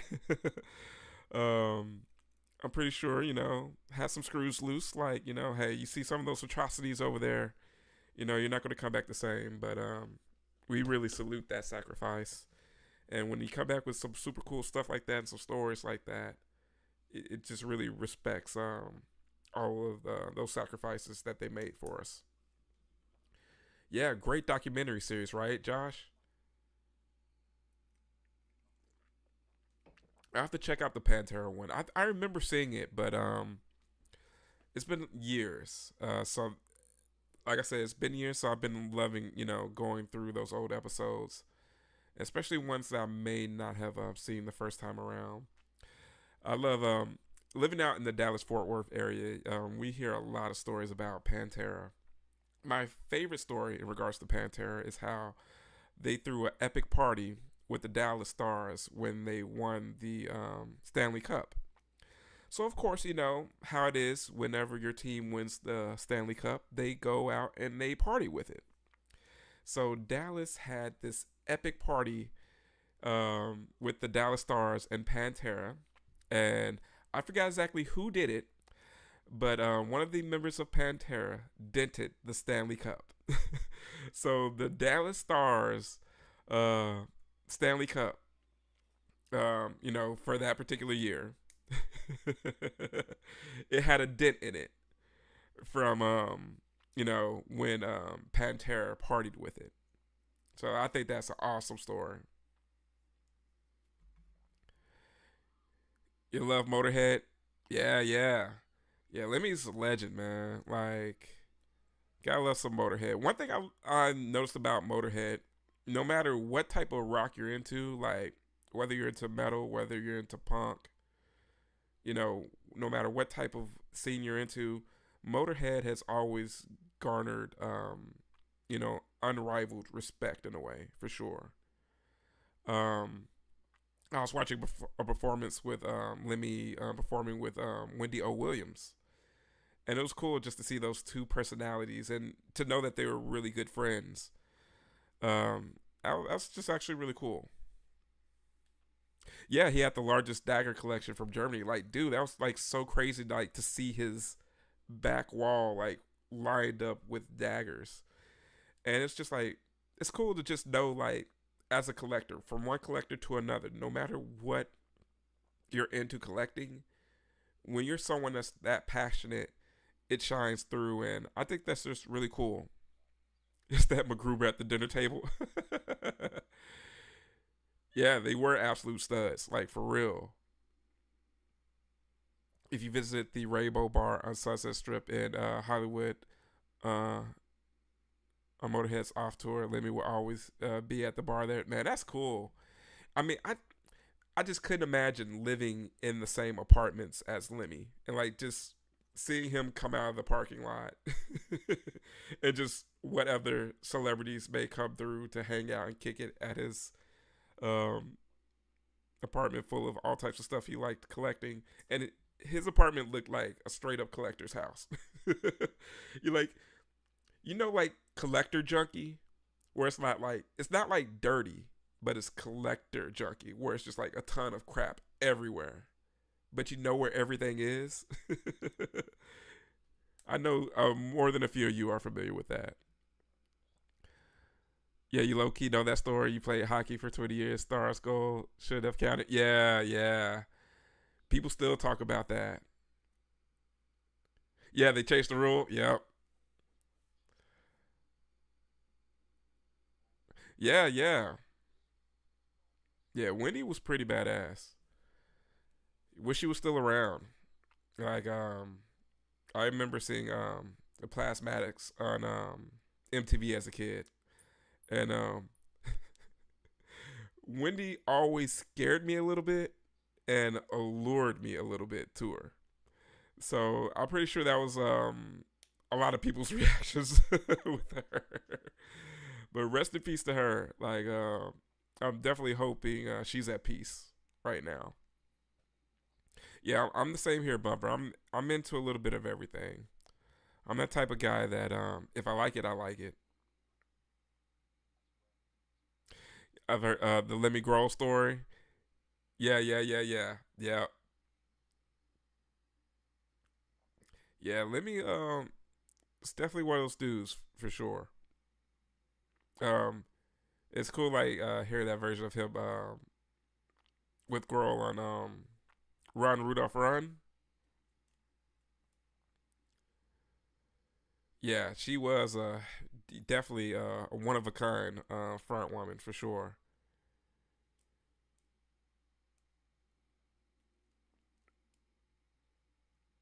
And it's really cool because very interesting personality. You would expect that someone to be as loud and as out there, and then you find out like, oh, she doesn't drink. Oh, she doesn't do drugs. Oh, she's a vegan. Oh, she loves animals. Okay, she's just completely eccentric. Yeah, the reform school girls. Yeah. Now that is something I haven't seen in forever. Yeah, I don't think there was anyone that woman did not scare, at least in a slight bit. But I think that also kind of curated my taste in women in a lot of ways because it's like, okay, I'm a little bit afraid of her. I don't know if I'm gonna walk away from this with all of my limbs, but I'm gonna have a hell of a story.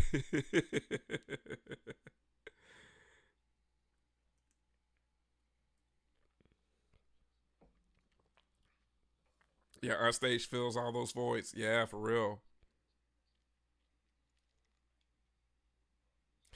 Hey man, be careful out there, Donovan. Man, that's Oklahoma for you, right?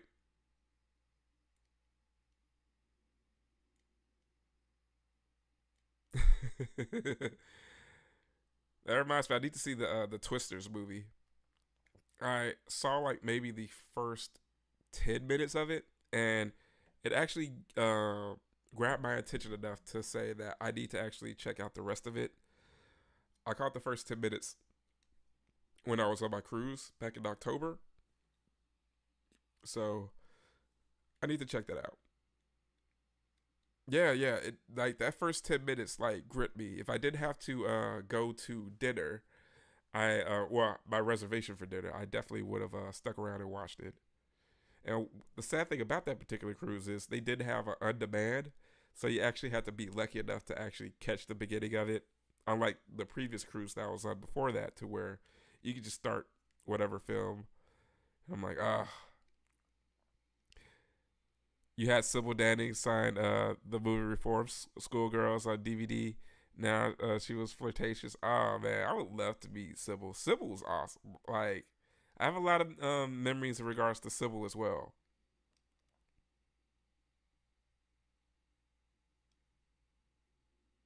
Yeah, part two of Twister. Yes, Twisters.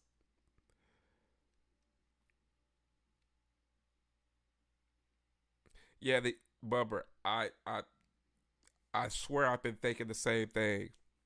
Like totally would love to do like a horror convention cruise. Like a bunch of horror fans together on the boat, unlimited alcohol, maybe even get a couple of bands there. Get some movie showings throughout the day, some games, some karaoke. Even you can even get the board games going out. Board game room. I mean, the tickets would sell itself, and then not only that, but the opportunity to hang out with your favorite celebrities or eat next to them on the boat. Oh man, like I would do that in a heartbeat, and it would be a must to get a celebrity that is notorious for drinking on there. Someone like Felissa Rose, someone that actually loves to party. So that would be fun to see.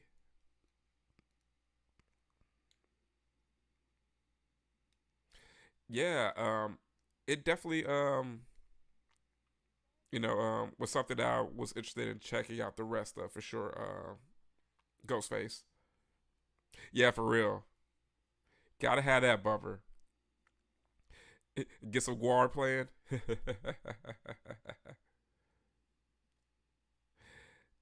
Cruises are fun. Cruises are definitely fun, Ghostface. Um, Definitely make sure you pack some like seasickness medicine just in case, because the waves can be quite something to get used to. But other than that, that would be a lot of fun.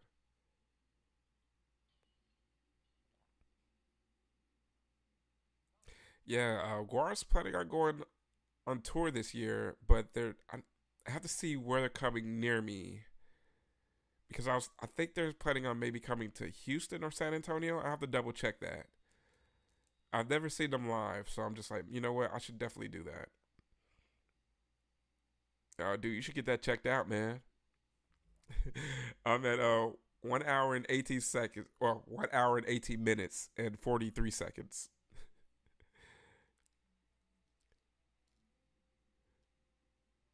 Yeah, that would be fun. Yeah, exactly.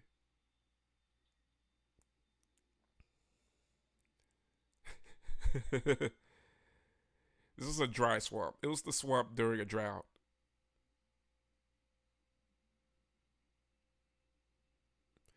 And Bumpers definitely met some people.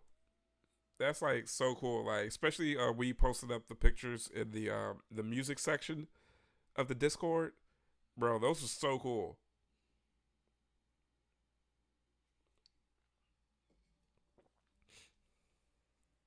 Yeah.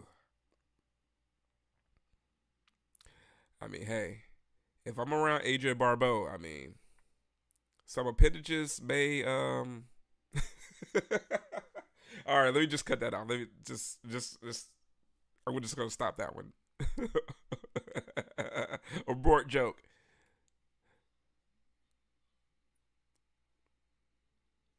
We'll have to prove it. People might think you're lying if you don't. Yeah, man, that's the sad state of things nowadays, right?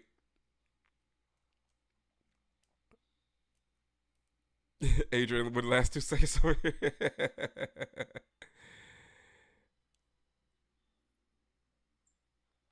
So this is where Groot got it from in Guardians of the Galaxy.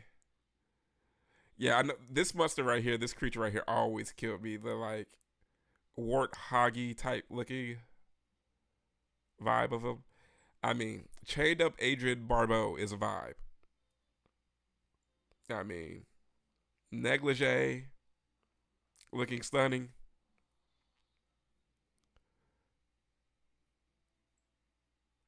Yeah, totally like Groot, right? Looks like my psoriasis.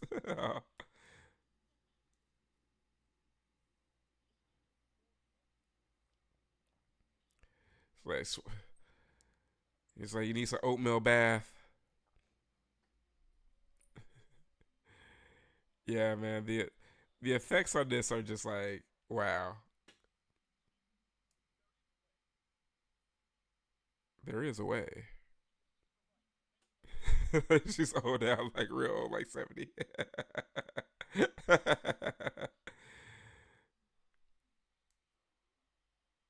Try them, they won't. They don't work. Ah, damn it.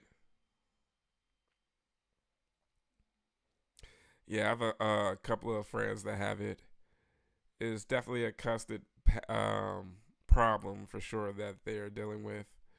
I'm just glad that my skin issues are pretty much relegated to some eczema flare ups during the changing of the seasons. So it could definitely be way worse.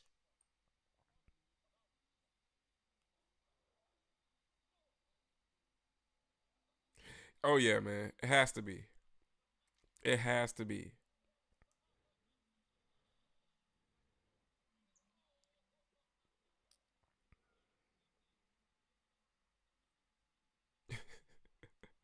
I love how he's just like out with the sword. He's just like, oh, where'd they go? I'm not swimming in that.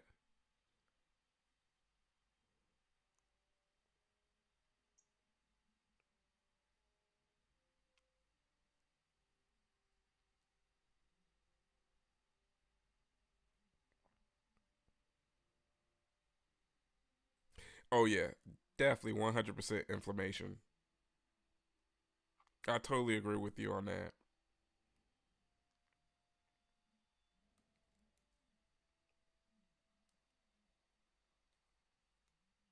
The wolf costume cost $39.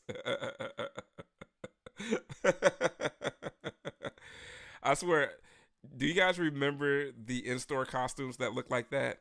Especially in the 80s. Like, I swear, there's a Halloween picture of my sister's boyfriend, high school boyfriend at the time. And I swear he's wearing a mask that probably isn't that far off from that.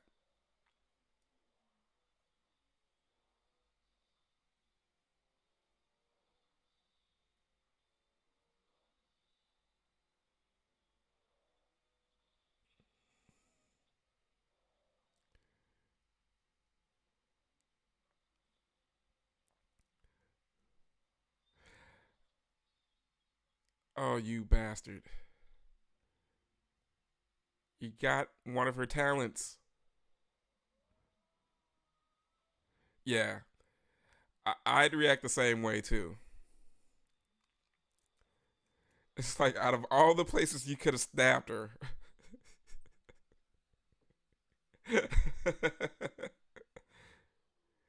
Yeah, the Wolf guy, I know, right? His thankfully in return of Swamp Thing, the creatures look a lot better.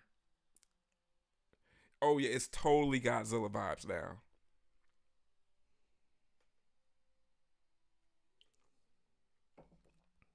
All you need were the buildings.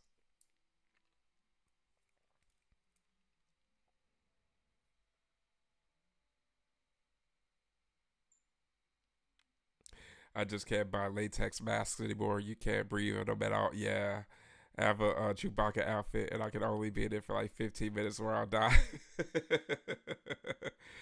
Yeah, man, it's a lot to go through nowadays. That's why I really my heart goes out to a lot of the cosplayers that persevere even in a imperfect situation just for the sake of looking good.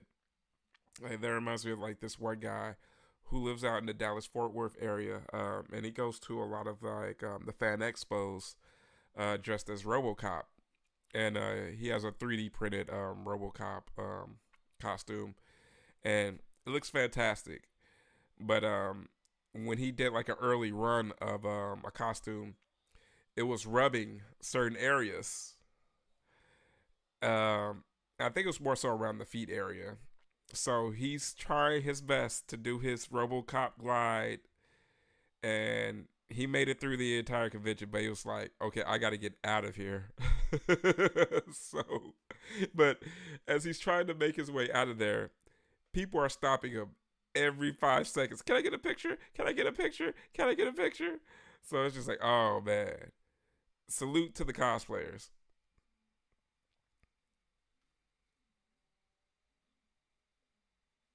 It was gross, slightly cooked.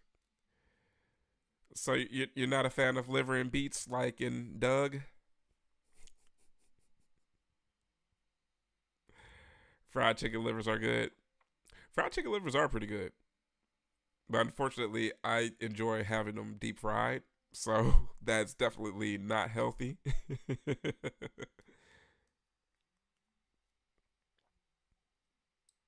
Yeah, I love them deep fried. Yeah, exactly. You start walking like RoboCop without the costume. Exactly. He's floating. Carne asada fries and tacos. Yeah, for real. When I did a Chewbacca costume, the only people that came up to me for pics were women, so it paid off. Yeah, exactly. It does have its benefits.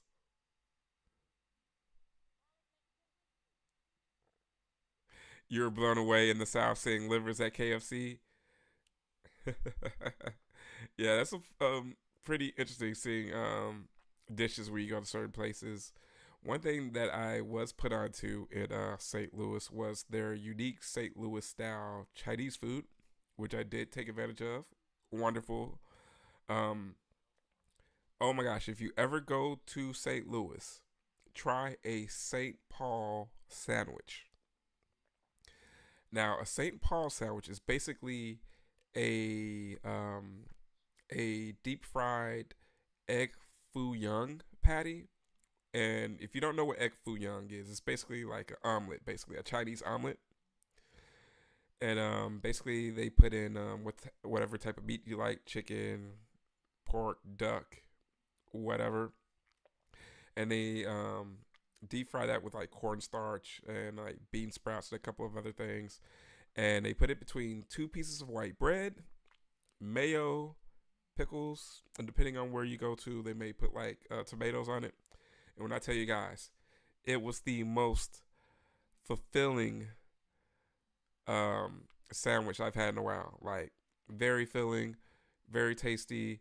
I like cool, unique things like that, and it definitely reminded me of something Tony Bourdain would have went to in regards to a restaurant to go and check out something that's unique. And needless to say, that is something that I will be adding to my palette um, for the menu here. And that is Swamp Thing. Such a unique film. Like it's a very unique Wes Craven film for sure. Do I kind of want to see a video of you trying that Chinese food for real? Man, it was actually really good. Like it's very unique. Next time I go, I'll probably have to do that. They have a very unique style there.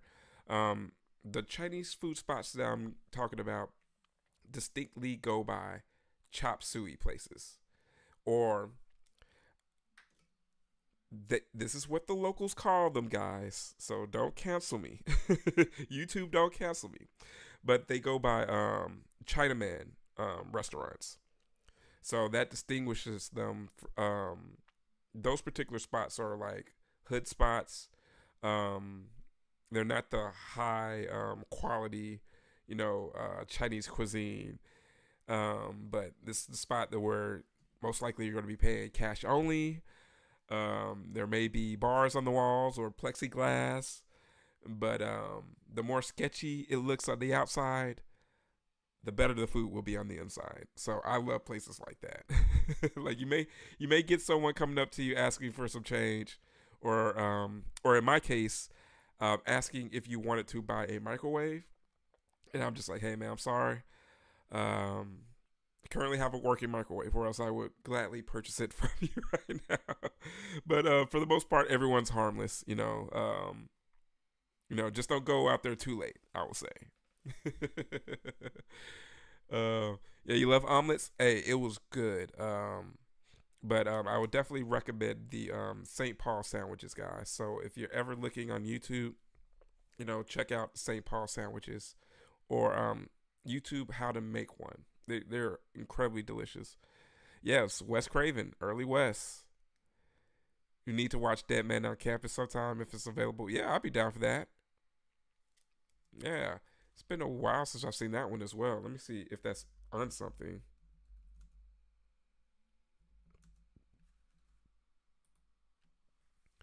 Actually, it is for free on something. It is on Pluto TV right now, Bumper. So we may go ahead and watch one of that on one of the upcoming weeks. All right, guys. Since we've reached the end of Swamp Thing, does anyone feel like sticking around to watch another feature? To watch the return of Swamp Thing? If so, let me know. I'd definitely be down if I have at least a couple of takers to stick around with me.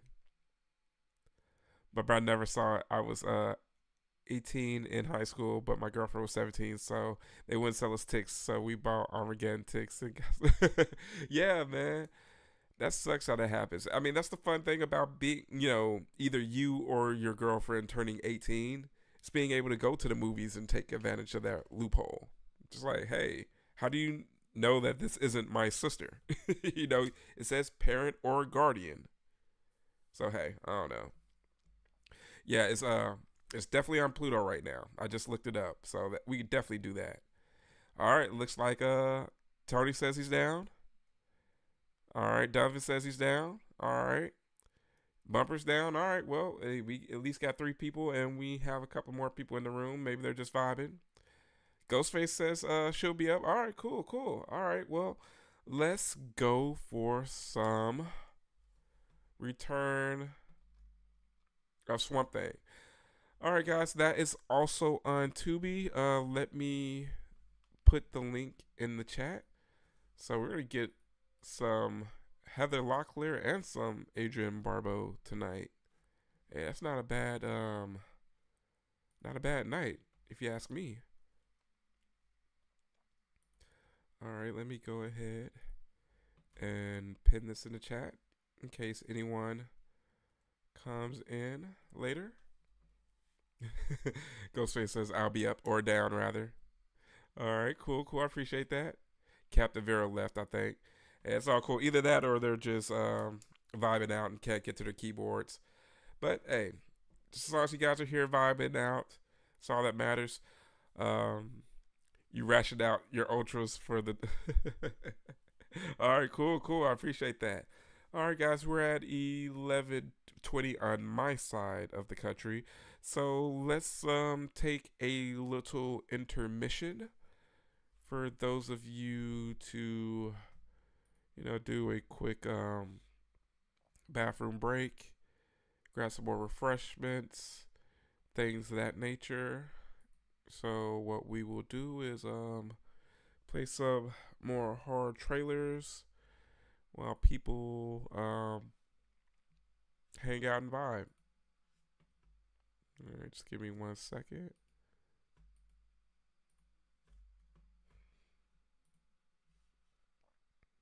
All right.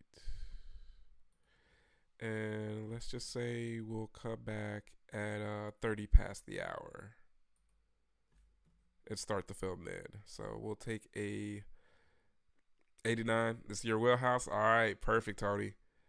All right, give me a second here. Let me turn that on, turn that off.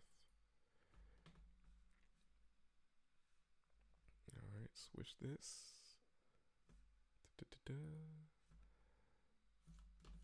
Move the chat over here so you guys can watch some trailers right quick. All right, guys, I will be back shortly, and we will continue the live watch party with the return of Swamp Thing.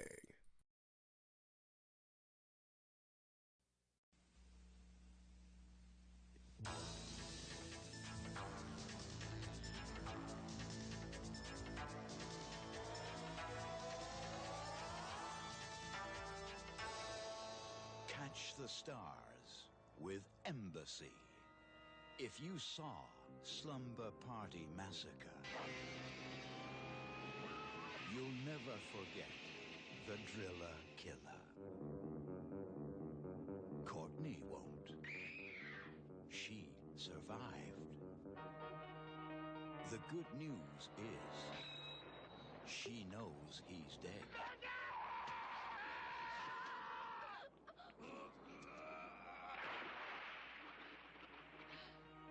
The bad news is she thinks he's back. He's dead. Reincarnated just in time for Halloween comes Slumber Party Massacre 2. Yoo-hoo! I'm home. And the party won't begin until the lights go out. Now it's time for the fun part. With blood-curdling realism from the special effects team who gave us The Thing and House. It hurts like hell. Sally! A terrifying cross between Nightmare on Elm Street and Texas Chainsaw Massacre. Does this look like a dream to you? Does it? And to celebrate the release of Slumber Party Massacre 2, Embassy is offering Slumber Party Massacre 1 at the newly reduced price of just $19.95. So have a petrifyingly profitable Halloween. Warehouse ship date October 21st. Hey guys, welcome back. Welcome back, welcome back. All right. Let me get myself set up here. Got my link. Hopefully you guys got yourself all set up and everything. Let me grab the chat, move that over here. See what everyone's been talking about. Yeah, that is a funny movie. We should probably do that with like Idle Hands. I think that would be a pretty cool double feature. Dead Man on Campus and Idle Hands. Yeah, back when everything seemed to be 1995. Did you see the original like price on it? It was like 54 or something like that. It's funny that we're paying like that amount now for a VHS copy. It's like just like okay. So funny. Yeah, for real. All right, cool. Yeah, get some Jessica Alba. Yeah. All right, cool. Yeah, I think that would be a good double feature, guys. So we'll probably do that for next week. All right, guys, we got less than a minute to press play. Keeping my eye on the clock. Ghost has a little bit of Jessica Alba in her. Yeah, I'd say so. She definitely favors Alba a bit for sure. All right, so we'll put that on the list for next week probably. I'm waiting to press play for when it goes through. All right, guys, press play. And let me double check to see if Idle Hands is for free somewhere. I checked it not too long ago. It may actually be on Tubi or somewhere. Oh, sweet. It actually is on Tubi.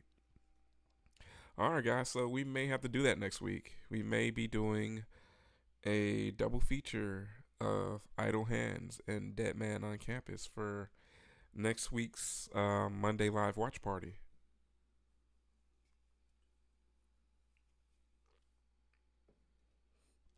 Now, as much as I love Wes Craven, I mean, I'm a Freddy guy, so I mean, love Freddy, love Scream, love pretty much almost everything the man has done.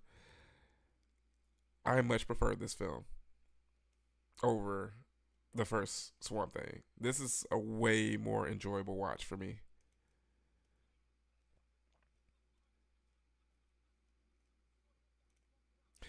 Well, that's weird because I have a tendency of falling in love with women with little bits of Jessica Alba in them. Oh, that's hilarious. Oh, Devin's going to be at Frightmare. Yeah, Devin's really cool. I think he was at Frightmare like what, maybe 2 or 3 years ago, and he walked right past me. It was just really cool. It's just like, man, that's Devin Sawa. It's cool to see that he's still around and he shows love to the fans at the horror conventions. Yeah, with the kid friends. Yeah, exactly. Like, love this film. I can't tell you how many times I've seen this film. It's way more times than the first one. If it wasn't for Adrian Barbeau and the fact that Wes Craven directed it, and we get a bit of Ray Wise, I could totally skip it. But as Tony said, I would probably rank it if I had to give it out of 5 stars. I probably would give the first Swamp Thing maybe a 2.5. Just the good definition of mid. I remember when Wes Craven's home went up for sale, everyone wanted it. Man, look, it would be such an honor to live in Wes Craven's house. That would totally be a house I would want. You need his auto on SLC Punk? Yeah, that's such a good film. I remember I got onto that film a bit late. The same coworker that put me onto Donnie Darko when I was in college put me onto SLC Punk. Like, oh damn! Now that I think about it, he put me onto Requiem for a Dream too. He put me onto quite a few films.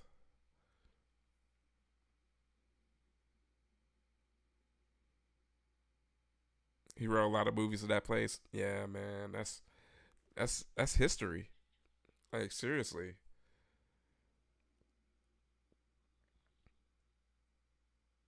And there's certain energy that sticks around in spots like that. So I could just imagine the creative benefits for that.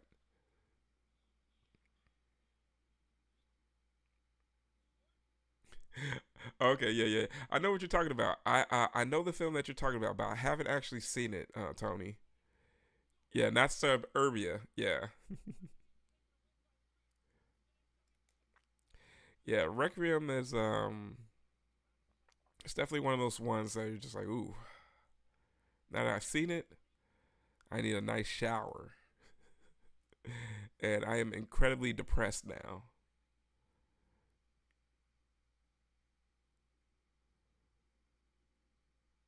Like, there's no happy ending. Like, the happy ending that's in that film is an illusion, which is pretty dreary there. The documentary Another State of Mind. Okay, let me check that out. All right, now we got some action.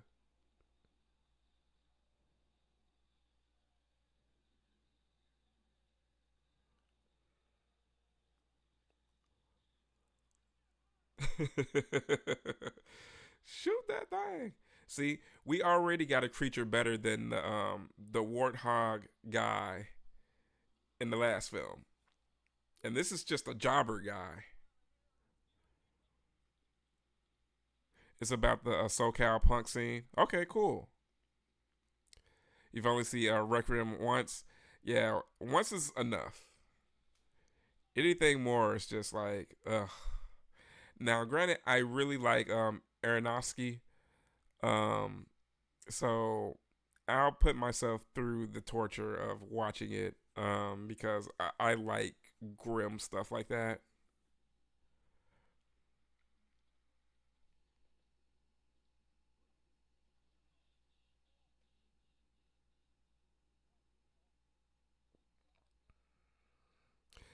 That film that you mentioned is actually on Tubi, Tony. I'm gonna have to check that out. It's on Tubi, Pluto, Peacock. Yes, for free on everywhere. Okay. Yeah, I forgot what YouTuber I watched put me onto this film, and I'm like, you know what, that actually looks pretty cool. So I have to check that out. It's going on the list, Tony. You put up a Donnie Darko guy in the conventions in the Discord. Okay, cool, cool. Well, not just SoCal. Okay, cool. Um, the time that we are in is 7 minutes and 2 seconds, Donovan. And no worries at all, man. We know you're going through some stuff right now with the weather, so no worries at all, man. Oh, nice. Yeah, you met Frank. Yeah, dude, that's one of my all-time favorites is Donnie Darko. Now that's a film that I can watch at any time. Like the music in that film. Oh, whoever curated the song selection in that film, that person, all the roses to them. Let's see, another thing I like about this film, they get straight to the action. They're not wasting any time. We're literally like 7 minutes and 30 seconds in before we get to the first monster fight. Yeah, Sid Nancy. Yeah, Gary was awesome as that. And just to think, like, think about how early that was in Gary Oldman's career, and just think about how many other characters he's played since then. I just think that's so crazy. And if I'm not mistaken, guys, yeah. Hold on, let me double check this before I actually blurt this out. Because if I'm not mistaken, I think this is a tidbit.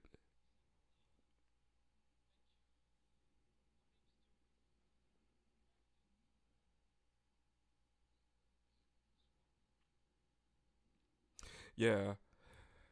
Oh yeah, I love the start of this. All right. Yeah, definitely stay happy. Stay safe, Donovan.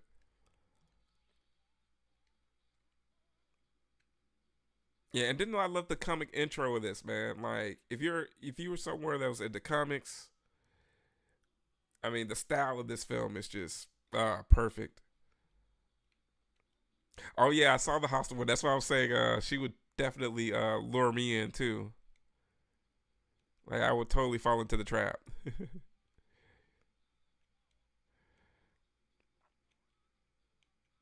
The Swamp Thing costume went to okay.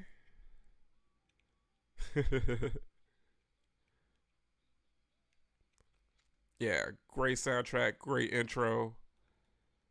I mean, just using actual prints of Swamp Thing. I mean, this is what comic book movies needed more of. Yeah, total creep show intro vibes.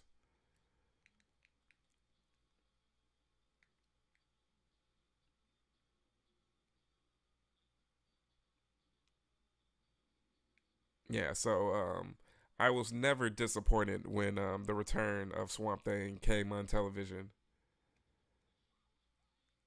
Like this is definitely more suited towards keeping a child's attention. You have to wait too long for Adrian Barbeau's boobs in the previous film.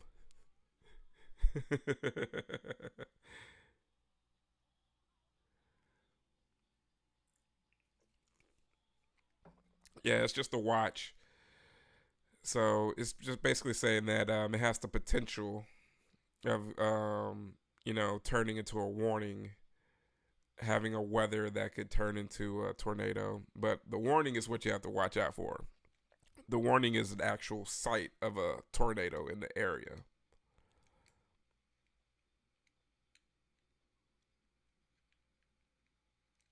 Yeah, definitely stay safe out there, Donovan. It's so crazy because we're in different parts of the country and actually the world because we have Canadians. But we deal with different weather issues. So it's crazy how like Oklahoma's just dealing with snow, and now we have a tornado watches. You get tsunami warnings all the time.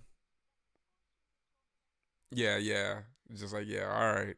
When it happens, let us know. Like really.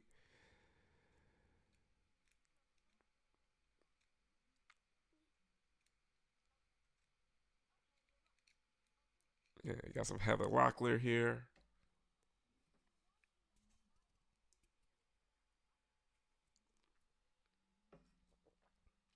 And if anyone ever needs a timestamp, let me know.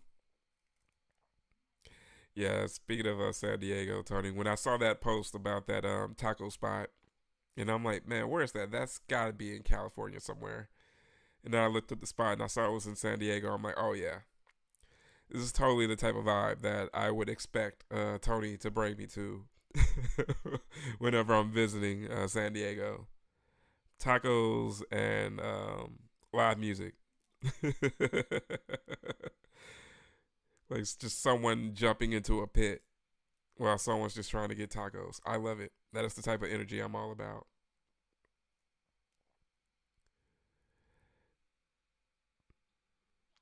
I got my first ad pretty early, guys. Yeah, Rolando's. Yeah, man. I've always heard very good things about San Diego tacos and San Diego Mexican food in general. So I definitely look forward to checking out some great cuisine out that way.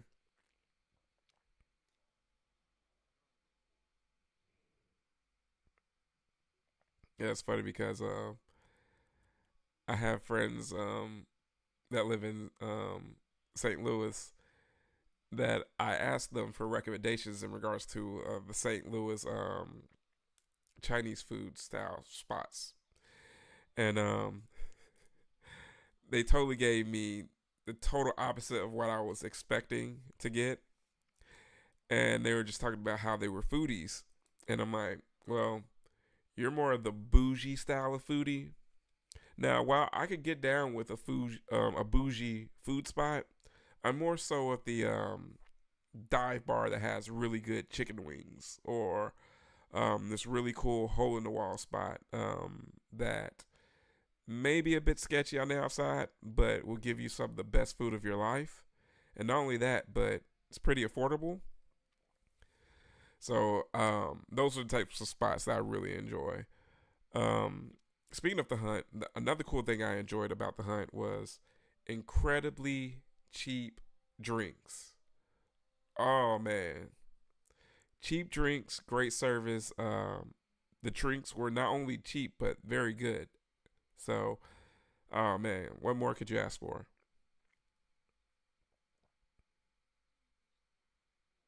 You got the best hands down. Okay. Yeah, that's what everyone tells me. Thankfully, I mean, every time I go out that way, I always try to take advantage of the Mexican spots for sure. Yeah, I agree, Tony. Man, I love the vibes of the hole in the wall spots, and it's generally less pretentious, unless it's like a super hipster spot.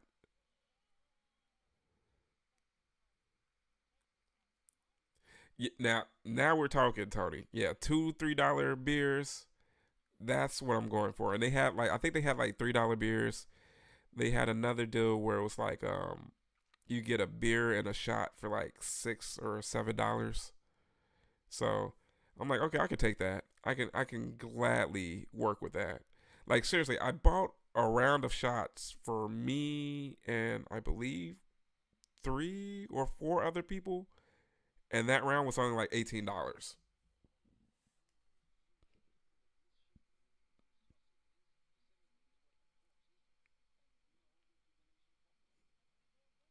Yeah, yeah, hot sauce definitely makes all the difference. I'm all about some good hot sauce. I love the creature designs in this.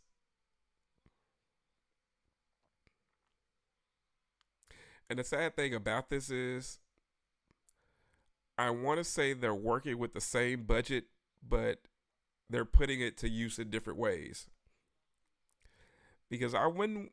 Now I'm just going off of just guessing. I wouldn't say this is a bigger budget than the first one, but the way they're putting it to use, they don't have to pay Wes Craven, and they're not paying Adrian Barbeau.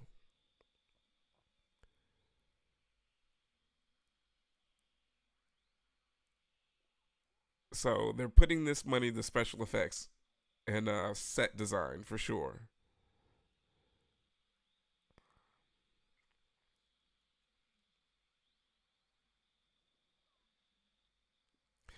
You know another film this movie reminds me of? This movie, and this would be something that would be very good for a disgraceful double feature. This is, it reminds me of The Guyver. I love The Guyver. Oh man. Speaking of another movie that I watched countless times and also very cool creature effects. Yeah, it really does. It's like everyone's trying hard enough to where it's just like, okay, they're putting effort into the acting, but it's just the right amount of cheese and everything. It just has to work correctly. Oh, Donovan, you've never seen The Guyver? Oh, man. That is like sci fi, martial arts, creature feature, slash a little bit of horror. It's fun.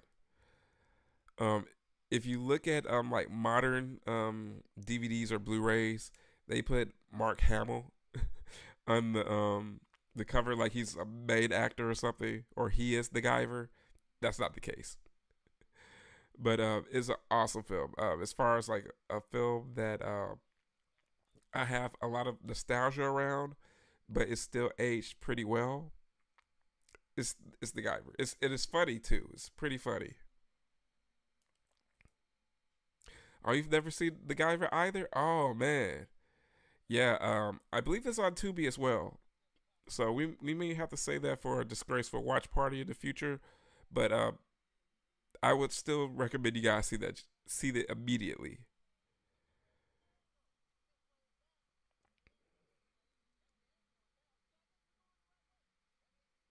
Yeah, and it's based on the anime.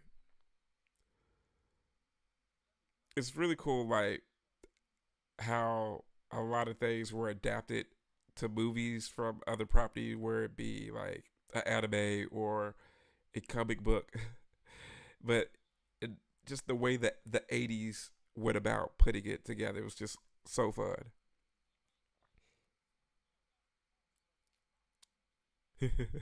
Yeah, MacGyver. Yeah, like I had MacGyver.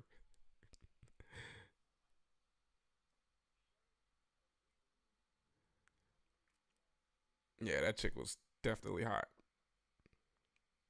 Gotta love a woman henchman. Yeah, it's something about a woman henchman. That's one of my villain dreams. I want to be able to have like a few women henchmen and just be like, get them girls. I just always thought that was like a cool villain trope. Just have like the deadliest like female assassins. Get them girls. You're not big on anime? Yes, Akira is a must for sure. Some friend of yours gave it to you on VHS. Now that's a major one. Akira or Akira, depending on the pronunciation. For some people, I just say Akira. But that's a must see in regards to anime. That's a very influential one. I had a buddy of mine put me on that one in high school. He slipped me his DVD. Other good animes that I would probably recommend. I would highly recommend, especially if you're into horror. There are some really cool horror related ones that are really dope. Like you have goodness, Vampire Hunter D. Vampire Hunter D is awesome. Just think if Blade was an anime, and it has a sequel that's actually a bit better. Vampire Hunter D Bloodlust. That's cool. Um, you have like Devil City Senjuku, cool, or Demon City Senjuku. It's one of the other. Um, there's some pretty cool horror related ones. I really like those. Claymore is pretty cool. It's about like half demon, half human, female assassins. That's a pretty cool one. Yeah, Alita Battle Angel is awesome. Yeah, very much so. Yeah, Akira's a good watch. Um, is really ahead of its time. So I would say it's worth watching at least once. It may not be your cup of tea, but the visual effects and everything in that film for it to be in the '80s, it's still influential, still to this day.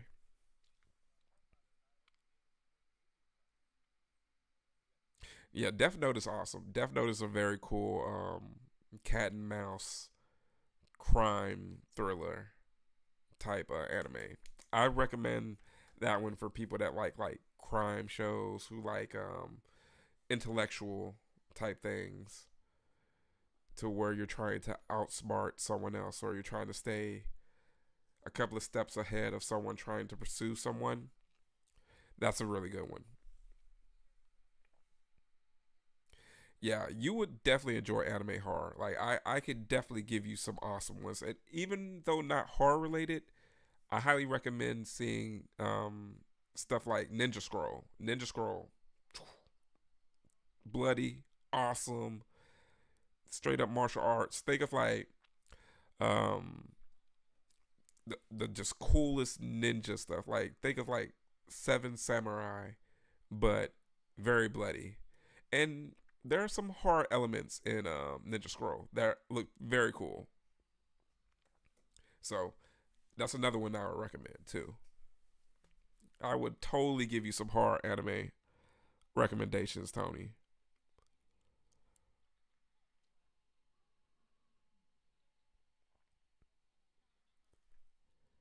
Yeah, there's some really good ones. Let's see if what else I can think of. There's Wicked City. Wicked City's pretty cool, though kind of dated. And that one I was thinking of was Demon City Senjuku. But I'll send you some of those on the Discord. I'll send you a message.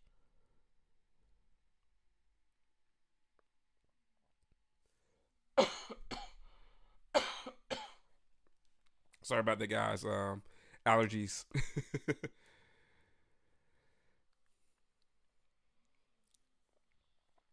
Yeah, he does look a bit familiar, right? Anyone that's joining, we're at 24 minutes and 6 seconds on the return of Swamp Thing. We've moved to a second feature tonight.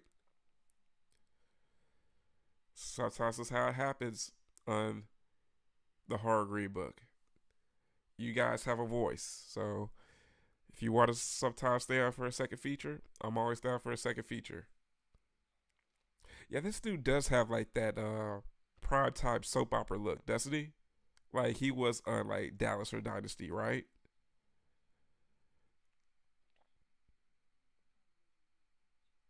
But then again, this is totally that type of look. You know, this looks like this was filmed on the same type of camera as Dallas and Dynasty. Like she totally gives that type of look. Yeah, I know, right?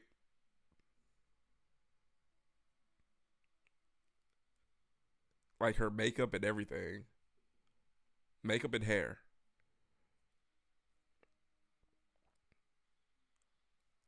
You wonder if the return was influenced by the Return of the Jedi, or or the iconic like Pink Panther series. The next one was going to be the Revenge of Swamp Thing. The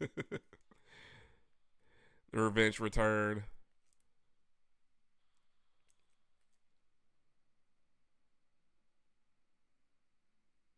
Oh, you met Morgan Fairchild? Man, that would have been cool to be her. Like now, that would have been someone that I would have told my mom that I met, and she would have been highly impressed. She was like, "Oh wow,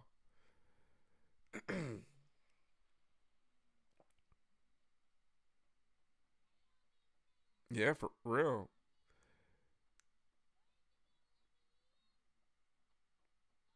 Some beef jerky, yep. Glass bottle of Gatorade. Oh man, Gatorade, just like beer, tastes better in glass.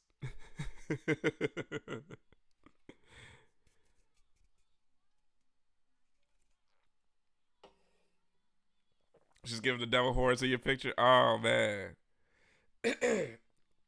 yeah. Like Morgan Fairchild is definitely one of those celebrities that the moms just loved. Like I could just totally see it. Like, so you totally get it. Like there are just certain women that were in the pop culture zeitgeist that other women just knew from seeing in shows or whatever. So I think that's pretty funny.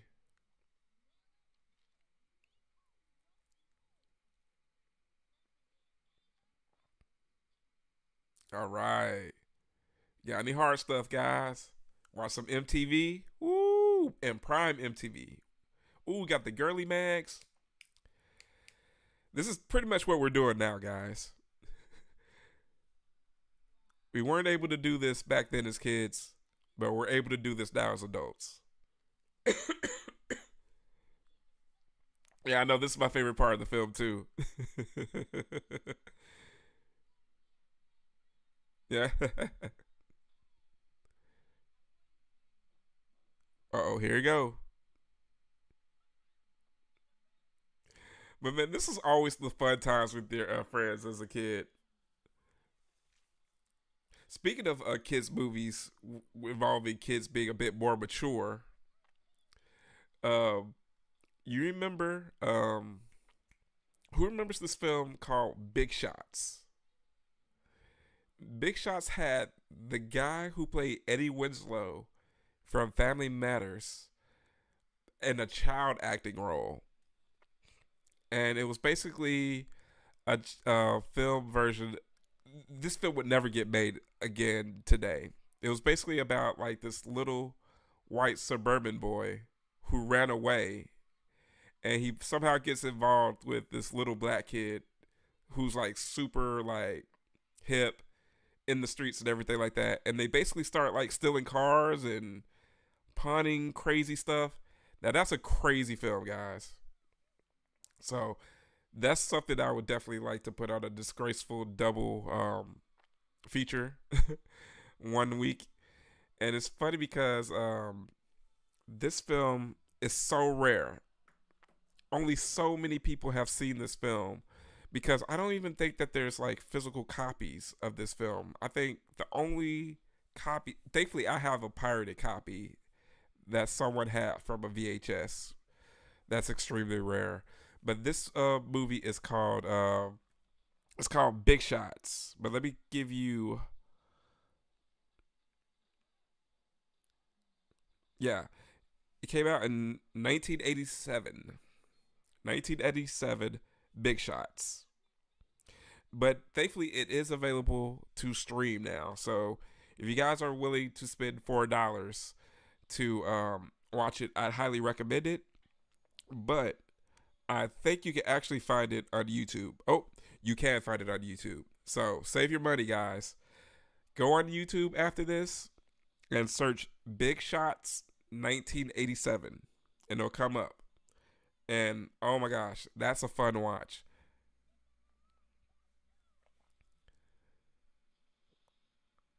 But yeah, guys, oh, that's such a fun film, and there's no way they would remake it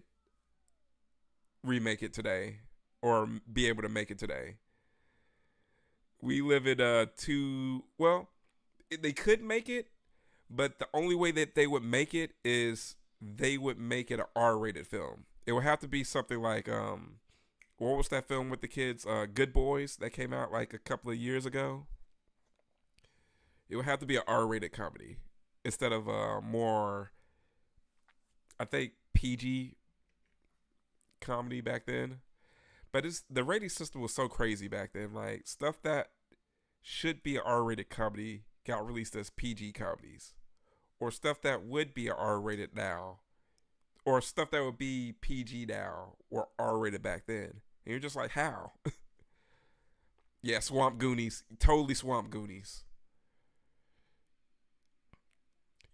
He definitely makes you think of Chunk. The Truffle Shuffle. Yeah, way better Swamp Thing costume. Yeah, when you don't have to pay Wes Craven, you got a bit more money to spread around, right?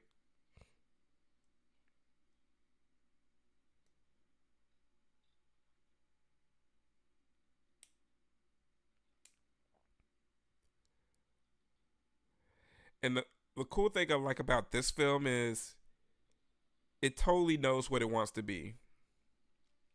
It's not taking itself too seriously. It's like, no, we're gonna give you some moments of levity. We're not trying to be highbrow cinema here.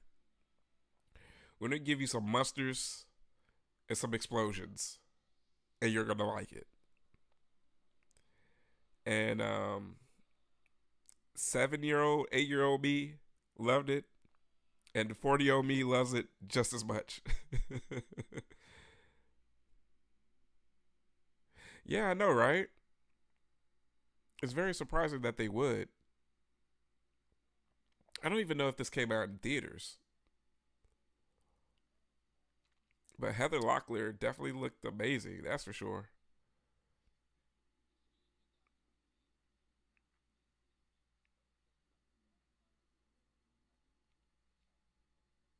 Yeah,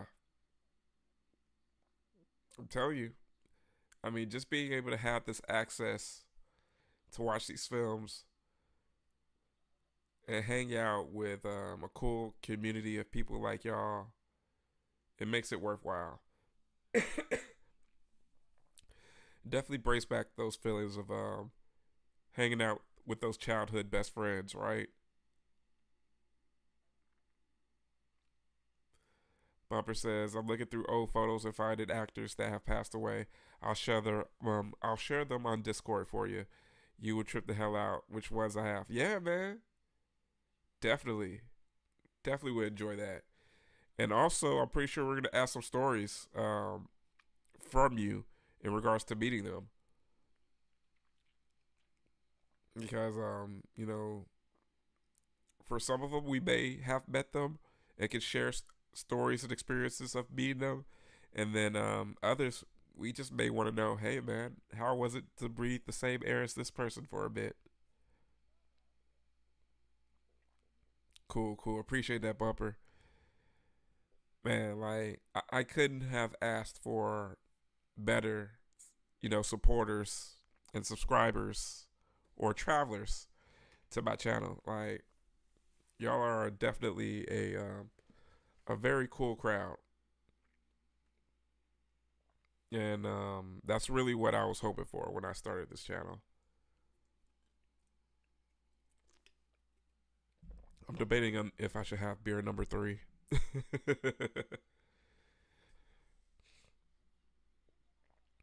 Let me dab it. She's trying to dab it like it's so to put some soda water in it. There we go. Let's just dab it. We'll get the stain out.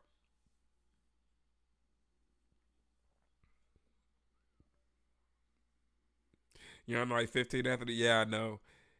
If I wasn't feeling so under the weather, I would definitely try to do a bit more. But then again, I'm still trying to dry out a bit from St. Louis. I did some pretty good drinking at the hunt. That was a lot of fun. And then being in St. Louis that weekend because it's going on during Mardi Gras. And I didn't know St. Louis actually has the second largest Mardi Gras celebration in the U.S. So there were a lot of people out and about. It was very cool. I learned that there's a different post. So if you want to do a more family-friendly Mardi Gras, you go on this section. But if you want to do more flesh for beads, you'd go over on this side. So I'm like, oh man, that's very cool to know. Maybe in the future, I'll go check that out. But unfortunately, Mardi Gras and Transworld are in different months next year. You're definitely going to have a drink ready next time. Oh, that's what's up. You're in the third cocktail and feeling good. Hey, that's what it's all about. Yeah, out here kicking it with your horror fam, the GBG. We got the Greenbook gang in the house, vibing. And hey, this is what I'm living for, guys. I love it. I love it.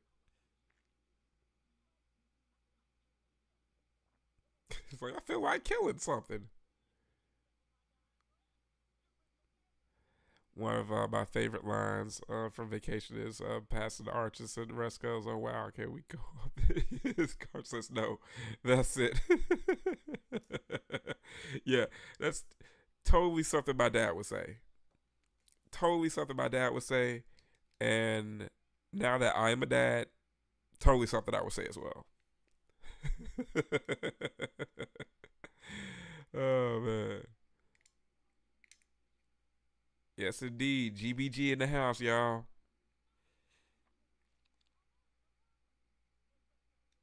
But yeah, man. Speaking of, I am thinking of trying to come up with some very cool merch for you guys. So I'm chopping it up with my buddy Dave, who is one of our early travelers as well as some of you guys. He tends to lurk a bit more. He doesn't really chat much, but he watches. But he's the one who designed the logo for the channel, and I was telling him that I kind of want to think of some sort of cool design for a T-shirt. So I'm thinking of a few ideas that I may want to do with a logo or something to put on the shirt. That would be cool for you guys to, just wear and just show your support. I never would have thought that I would be thinking of designing merch, but I think that's just something really cool. Like I want to do things like do horror green book patches. I do have the business card over here of a vendor that I met in Oklahoma at the OKC HorrorCon. She does custom patches. I just have to give them the design and she'll print them out. So I'm thinking about doing something like that. Get some special patches for the GBG just to show my gratitude for you guys, like especially for like the inner circle GBG members, like you guys who show up every single week. You know, that would be super cool to give you guys, just as a token of gratitude back to you all. And I did come across a business that made hats. So I know I could definitely do the hats, so they would be a bit more affordable. I was thinking about doing like some, just some cool trucker hats, in which people could cool like do the cool little punk thing with putting the design underneath, and maybe put like Greenbook Gang or GBG underneath. So I may do something like that with my first one. I've always wanted to do that with the hats. I always had a few musician friends that would do that, like the cool suicidal tendencies style that they got from the cholos out there.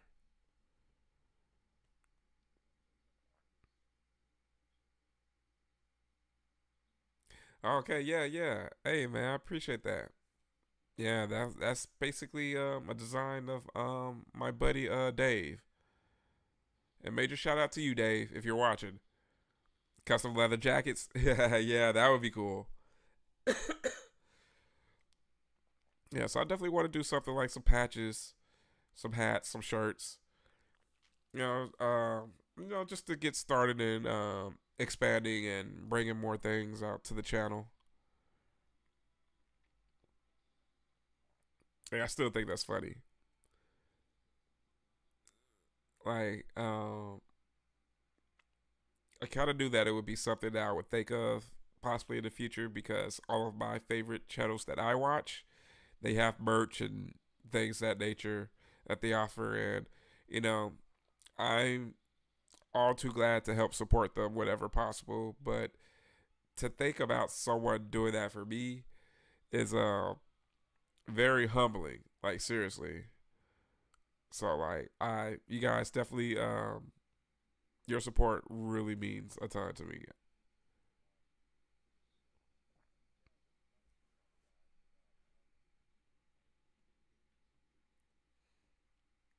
And they just put so much personality in the villains in this film as well.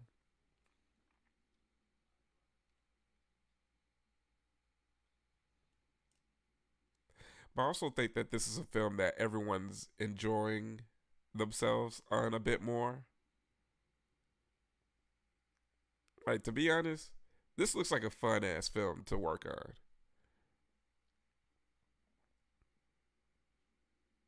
Yes, yes. Shout out to Dave. Yeah, we're all Swamp Thing tonight. Yeah.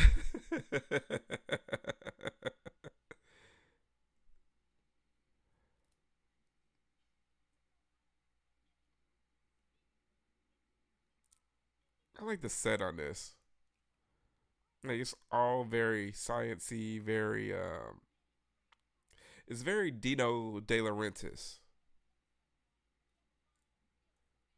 It's totally reminds me of a De Laurentiis Studios film, or Canon. Definitely Canon-ish. Hey, no problem at all, Ghostface. No worries at all. What kind of puppy?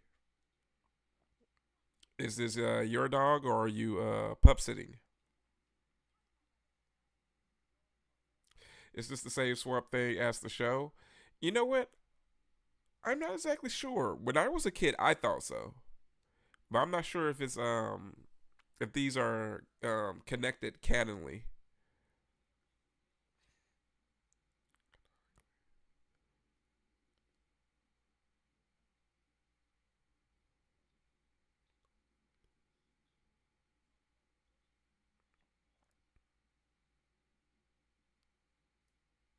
I love how no, one of the reasons why you know they're evil is because they have accents.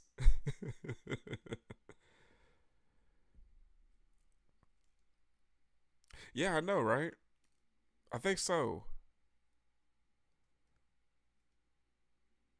Are you used to raise Rotties? Those are great dogs, especially great with kids. Those dogs will rip some nasty ones, man. My brother, his ex girlfriend and him used to have Rottweilers, and man, you would smell their farts from like across the house. It's just like, oh my god, what do these dogs eat? They're so cute, but they will rip some deadly ones.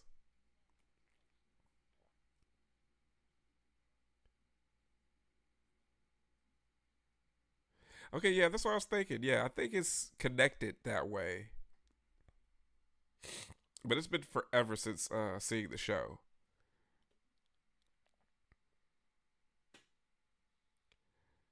It's just that weird time where a TV show could be slightly connected to something. You're just like, okay, or like the Highland TV show. I love the Highland TV show.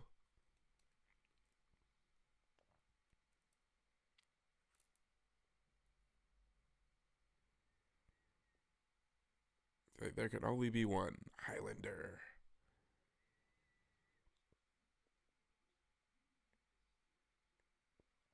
Sold a Roddy to Ellie Nestor, the lady who shot her kid's abuser in courtroom. Oh wow, she was a famous killer at one time. She was justified though.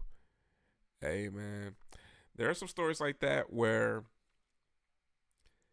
the person has went total death wish, straight up vigilante, and even though they say it's wrong, sometimes you hear stories where you're just like, you know what? If I'm on that jury, I'm not convicting them. I completely understand.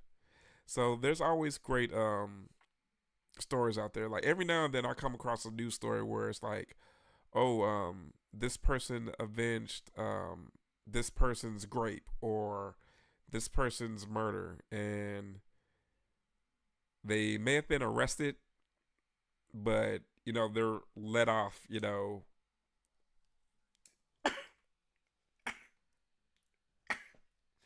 Sorry guys, or they're let off shortly after.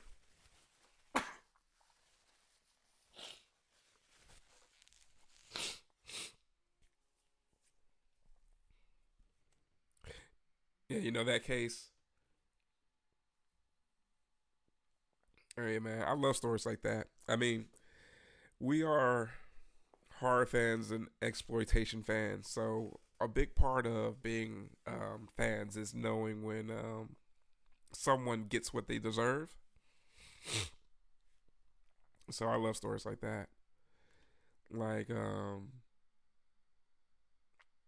she's guilty of committing 4 murders, and there's not a jury in the country that would convict her. I mean, that stuff's real. So you find out some of these things, and you're just like, hey, what did you do?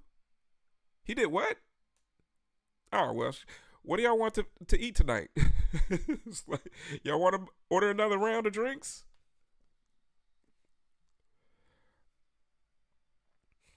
Yeah, that's very cool. Like I love hearing people's stories because people live some very interesting lives and they come across some very cool stories.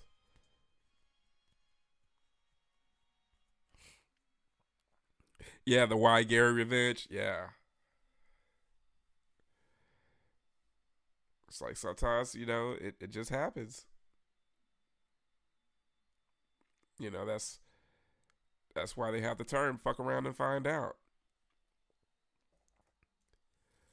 Sometimes people just have to find out the hard way.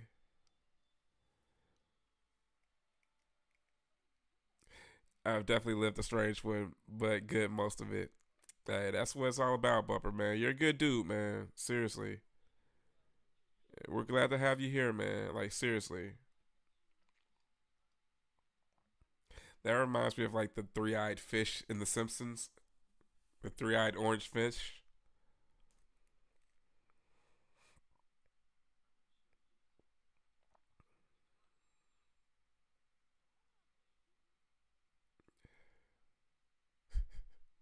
It's time to play doctor.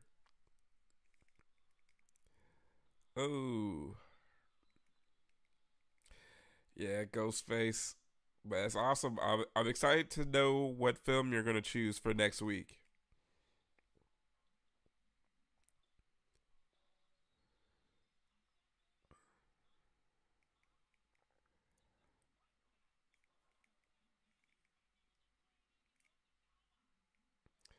So you were in Okinawa for 10 years, and that's what you learned.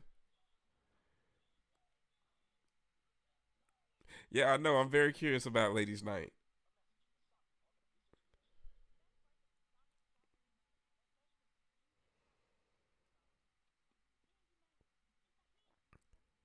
Yeah, I'm getting a strawberry mango drink for Sonic. I might add. It has a little bit of tahine in it. And I'm like, you know what? With the temperatures warming up a little bit out here, that may be something I'm interested in. You wish Greasy Strangler was on Tubi? Oh man, who was in Okinawa? The dude, the character, where he's like, I spent 10 years in Okinawa, or 10 years training in Okinawa, and then she just pushes him off and runs off. I'm just like, okay, but yeah, I'm at 49 minutes exactly.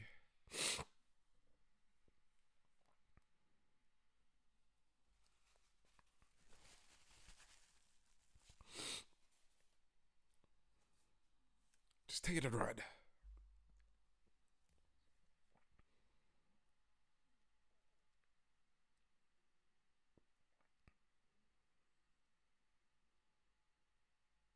Doom, doom, doom.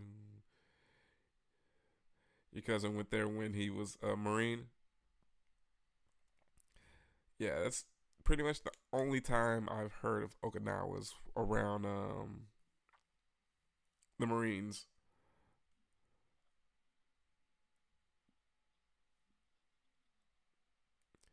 Ooh, we got some green stuff here. Greasy Stranglers.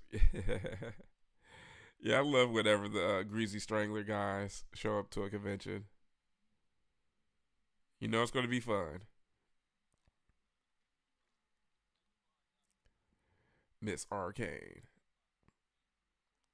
Yep. I absolutely love Elijah Wood's ability to help curate horror movies that we would not expect him to be connected with. But I think that's cool because as someone that's a child actor, Elijah Wood seems very well adjusted. It seems like the Hollywood system didn't mess him too much. Didn't mess him up too much as a kid.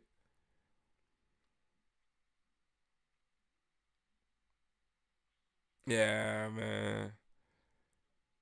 Sid seemed like such a good guy.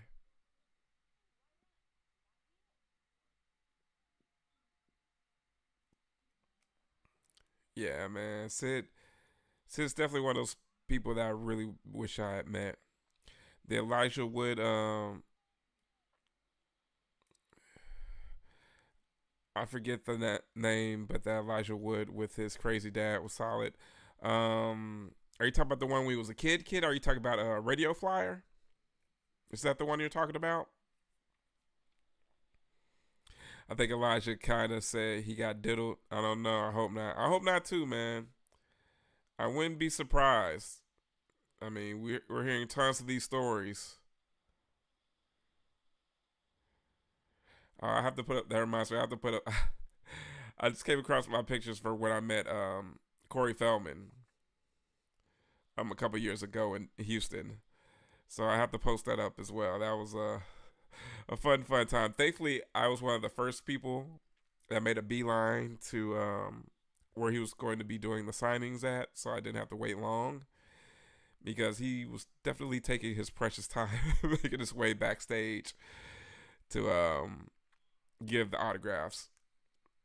You got to be at Fan Expo. Oh, it was a newer movie in the beach house. Oh, I have to check that out. Elijah's best one I thought was Green Street Hooligans was the best. He becomes a hooligan fighter, and you could, yeah, I remember saying that. I'm forever blowing bubbles, pretty bubbles in the air. Yeah, I remember that movie. That was a good one. That was my first thing seeing Charlie in something way before he was Jax. Yeah, I think I have a copy of Green Street Hooligans actually. Oh, the Comeback King. Yeah, good old Corey. I know so much about film and not like good stuff, but too long to explain here. Okay. Yeah, I had yeah, I've had some friends that either knew Corey or partied with Corey, and they had some stories. They're just like, yeah, that's some stories for a horror hangout later when we're just not even watching a movie. We're just hanging out talking horror. So that's something I wouldn't mind incorporating on this channel as well. Like once during maybe like once every other week or at least once a month where we're just hanging out, just talking horror. Filming, I never met his friend Corey Haim. I met though 9 months before he died. Man, I would have loved to have met Haim. Yeah, yeah, yeah. It's one of those. It's one of those songs that you hear, and it just forever stays in your head.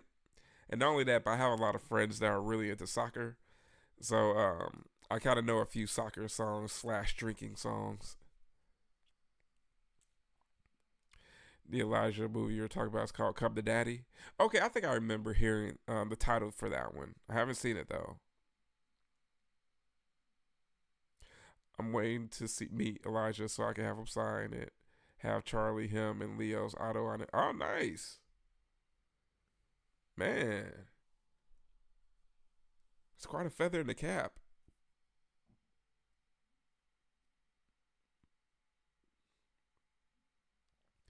My bandmate's aunt married Feldman's uncle. Oh, okay.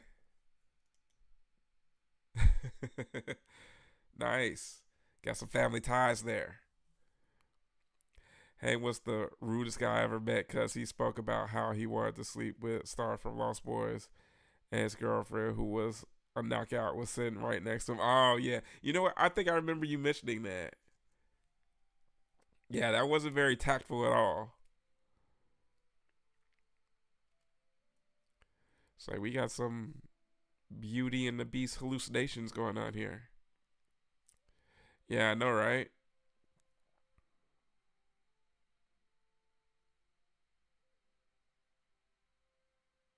Yeah, he definitely was dealing with some issues, that's for sure.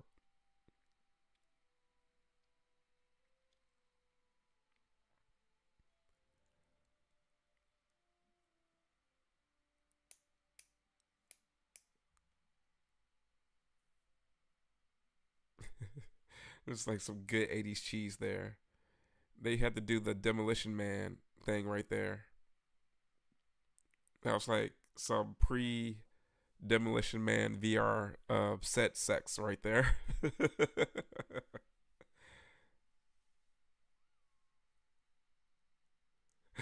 The Locklear widow now.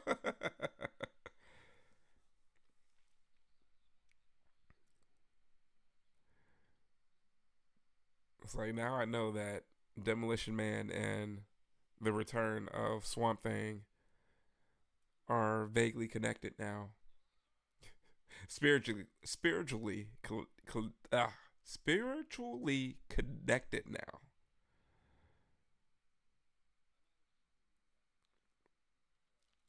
Yeah, Demolition Man is awesome.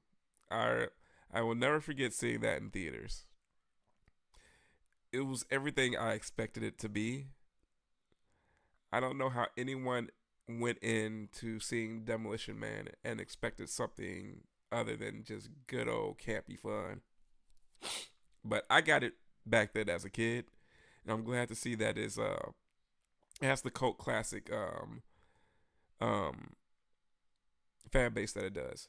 And funny enough, they called a lot of stuff in Demolition Man. Like we're getting, you know, We could be pretty close to a Demolition Man future in some ways. I need to learn how to use the three seashells. Get prepared for Taco Bell all the time and Pizza Hut.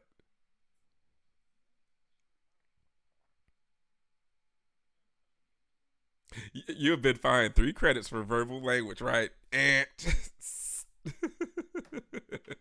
use this for toilet paper. Yeah, fantastic cast in that film, right? Yep, had tablets in Demolition Man. I mean, Elon's got us rolling around in Tesla trucks. Those look like cars in Demolition Man. So, I mean, it's I'm just waiting for I'm waiting for like certain stuff like food technologies, like in like Back to the Future 2. Like I want to be able to like cook my pizza like in Back to the Future 2. Oh man, Wesley as Simon in Demolition Man.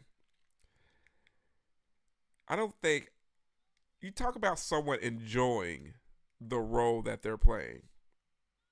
Look at Wesley Snipes as Simon in Demolition Man.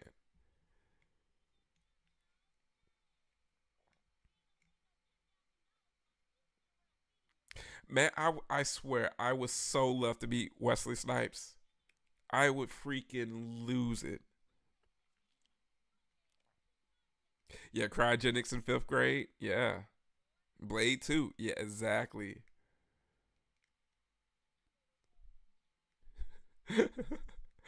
Mom, you sure can't hydrate a pizza. Oh, man. Yeah, I love seeing those portrayals of the future.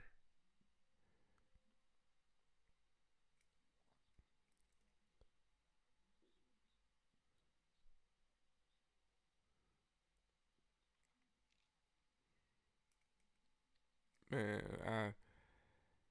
let me see what other. I mean, I always like Blade Runner's depiction of the future, like especially like the city landscapes. It's very Tokyo, very Neo Tokyo, very anime looking.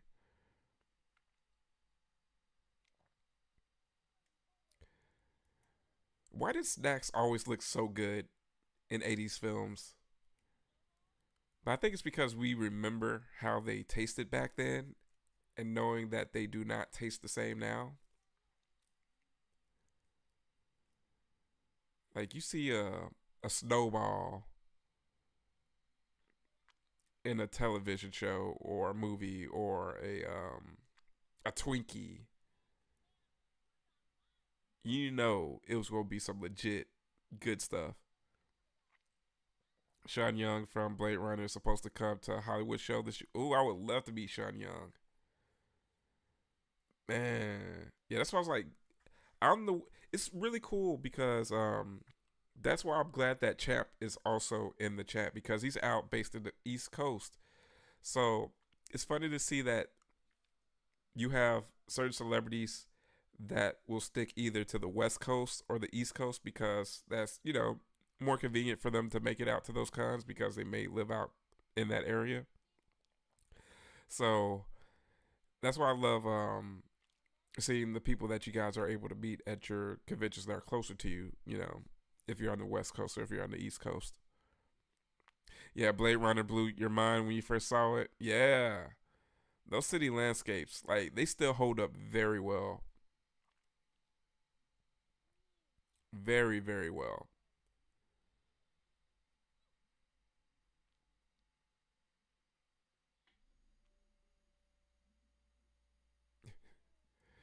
10 years now, 20. Oh man.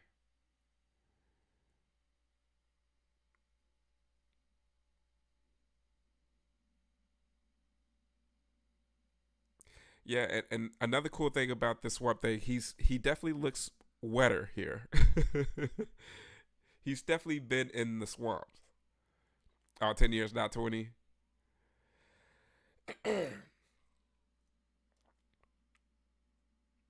Nah, it's all good, Tony.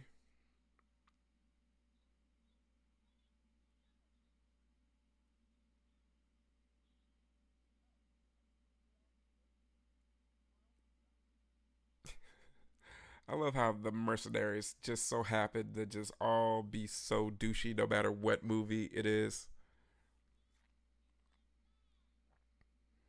Exactly, man. That's my dad's camera, bro. Come on now.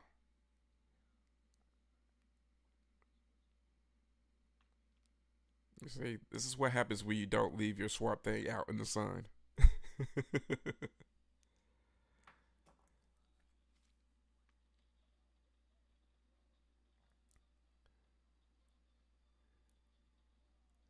This is very like this is like kid friendly Toxic Avenger.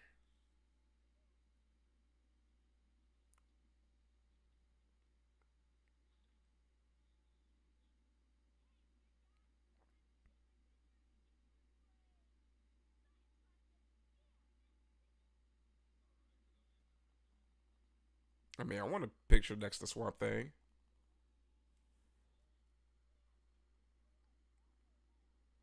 I mean, to be honest, I would absolutely love to see a very cool Swamp Thing cosplay. I can't say that I've ever seen a very cool cosplay of Swamp Thing in real life. I've seen some pictures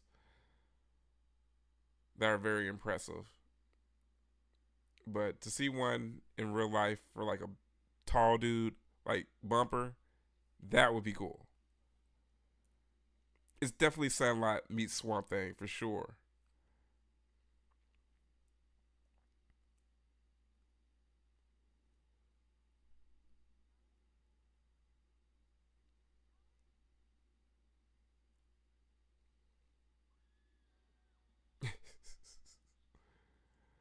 All right, here we go. I love how the chubby kid is an Auburn fan.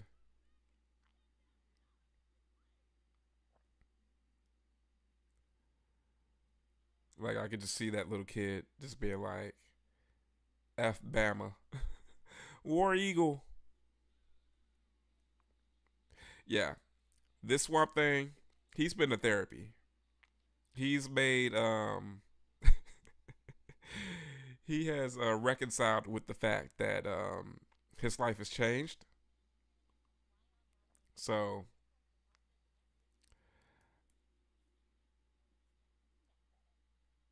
I think Ben Grimm could definitely learn a thing or two from him.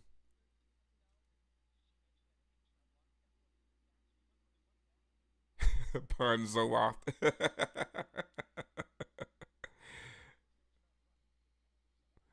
Hey man, it takes the edge off, right? All right, we're at 1 hour and 5 minutes exactly, guys. If anyone's wondering, at least that's where I am.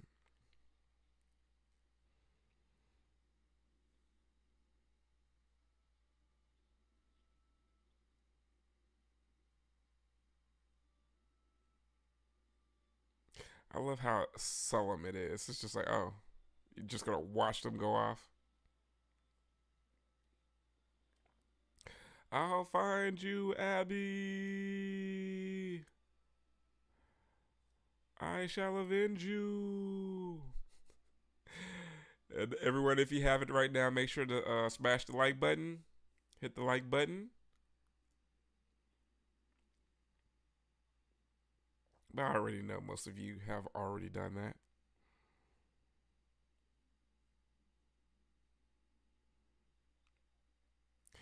Yeah, that's what I was about to say. That dude's face has seen way better days. That's for sure.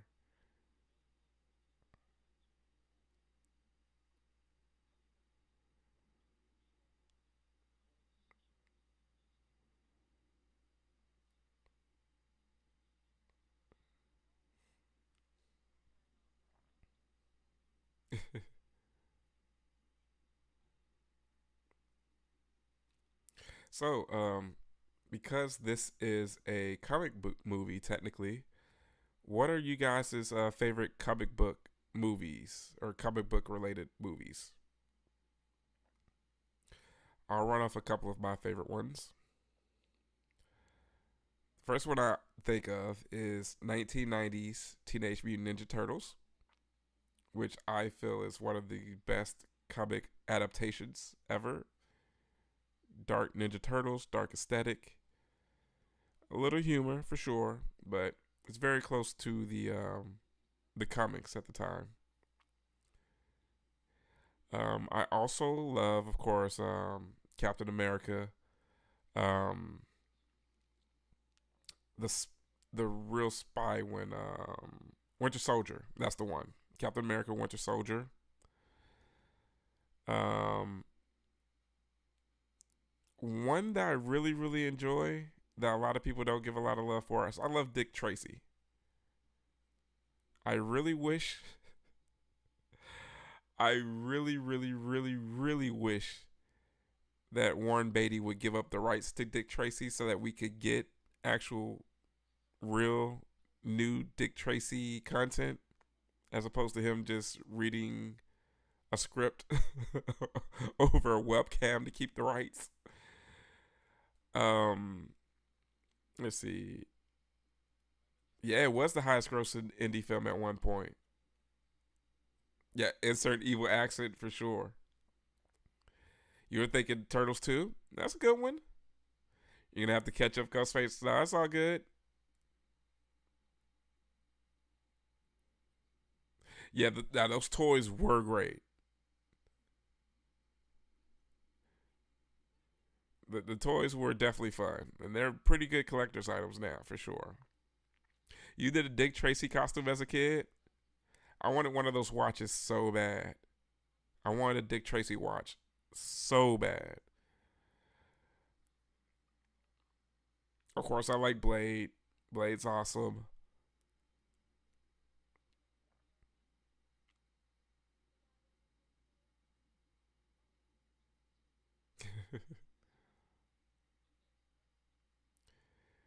Oh, I love the good old showing scars trope.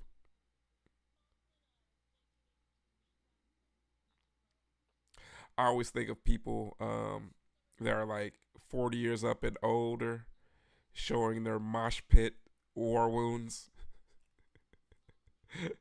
Yeah, there you go, Motley Crue tour. Yep, there you go. See, that's close enough.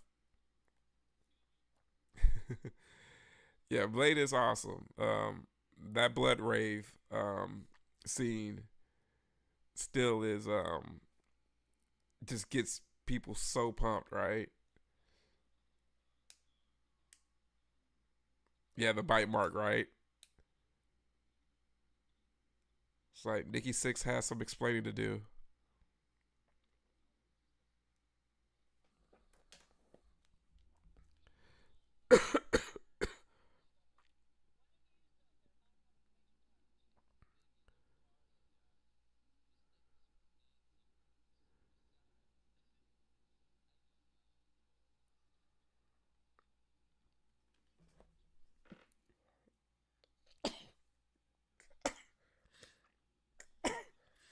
Sorry, guys.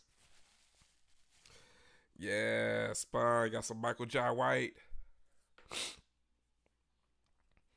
Yeah, and John Leguizamo was pretty good as the clown in that.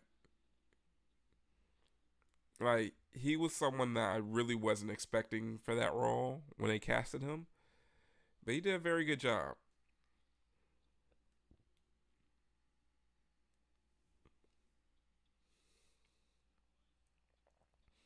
Oh, I gotta love those gotta light scenes. Hey, buddy, got a light. Like for them to use that in as many films as they have, do you think that has actually worked in real life? It has to have happened at least once. Somewhere in history, there has to have been a henchman with his back turned. And some guy's like, hey, buddy, got a light? And that story just rippled through history.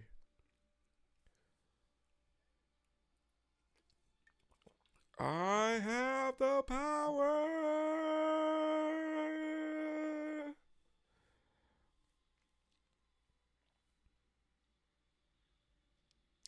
Yeah, this is getting very from beyond right now.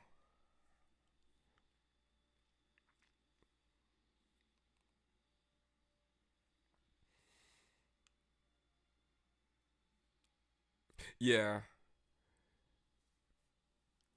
like it's so crazy. Like the props at Transworld, the scientific props at Transworld looked way more expensive than what they're using here.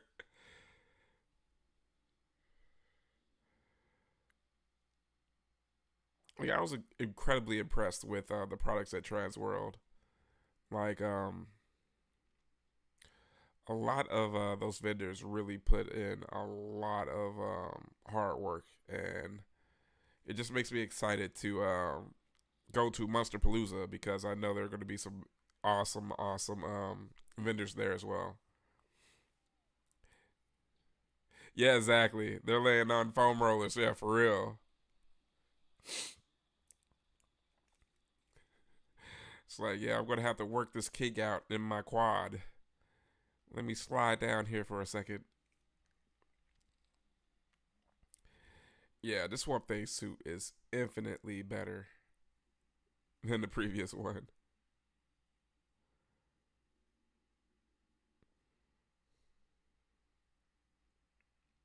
I like it very much.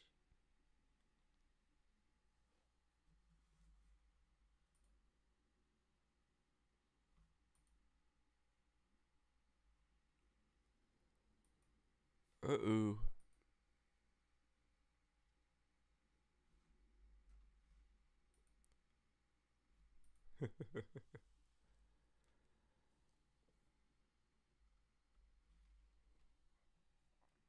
Hair earrings are definitely like attention grabbing.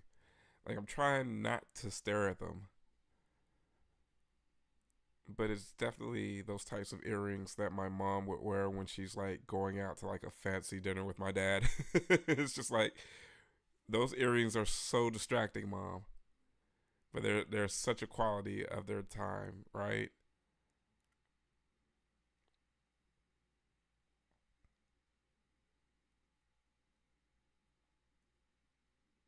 Lana.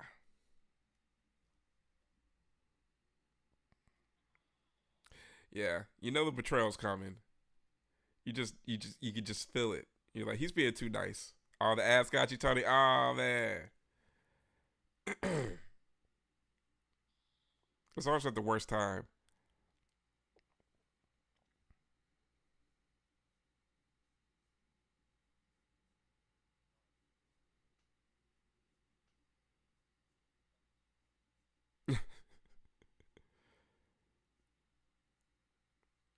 Ooh, he's extra villainy now. You know the guy's like past redemption when he kills like the hot chick. He's like, oh, there you go. Yeah, I know. Same here. Ads haven't worked on me since like 80s toy commercials. Now those ads work.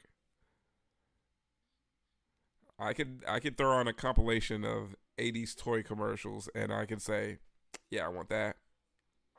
Yeah, I want that too. Yeah, I still want that. Yeah, exactly. It's like I could care less. I am not buying this whatsoever.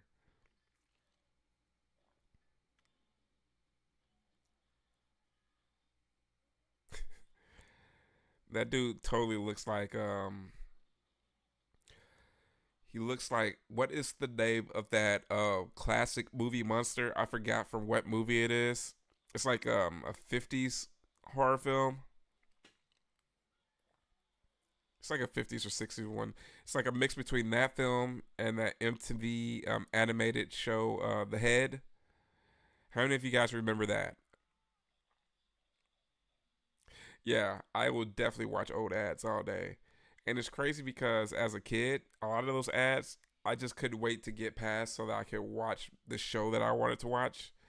But little did I know how I mean, those were some of the best ads ever, and how I could just really feel nostalgic for wanting to see a lot of those. Yeah, the head. I love the head. Yeah, shows like the head, the Max. Yeah, I know, right? He just maybe he's getting charged up right now. He's going into his next form. You got all the head episodes ripped. I think I do too. Like I love that old school MTV's animated block and stuff that was on like Liquid Television. Yeah, Aeon Flux. Yeah.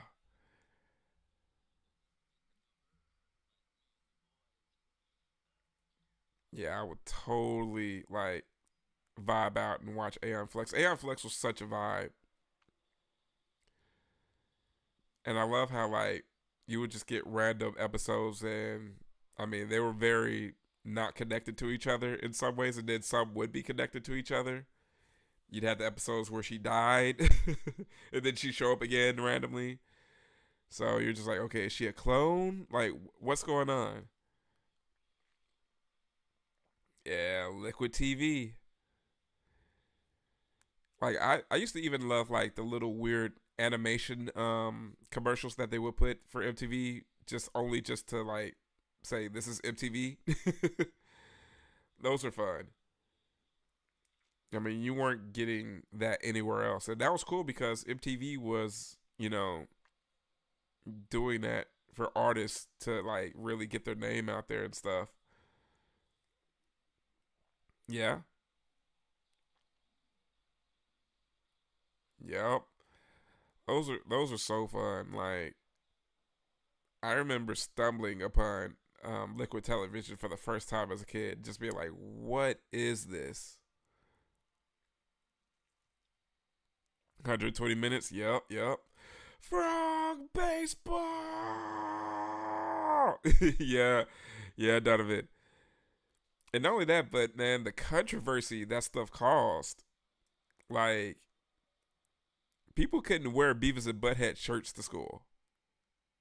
People couldn't wear South Park shirts to school. It was a crazy time.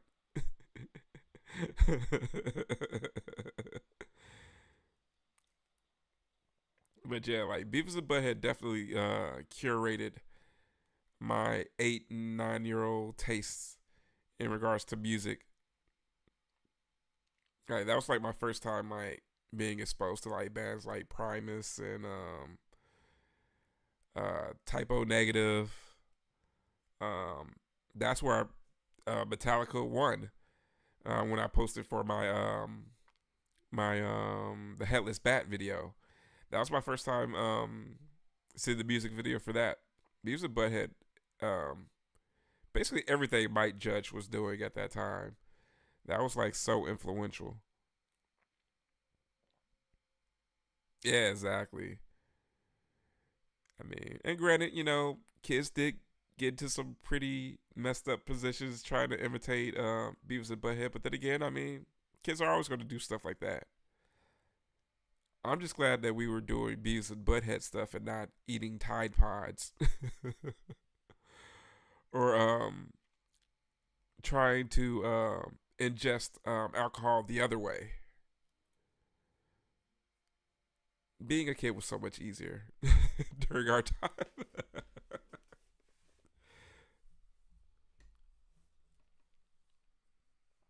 My magical plant healing powers.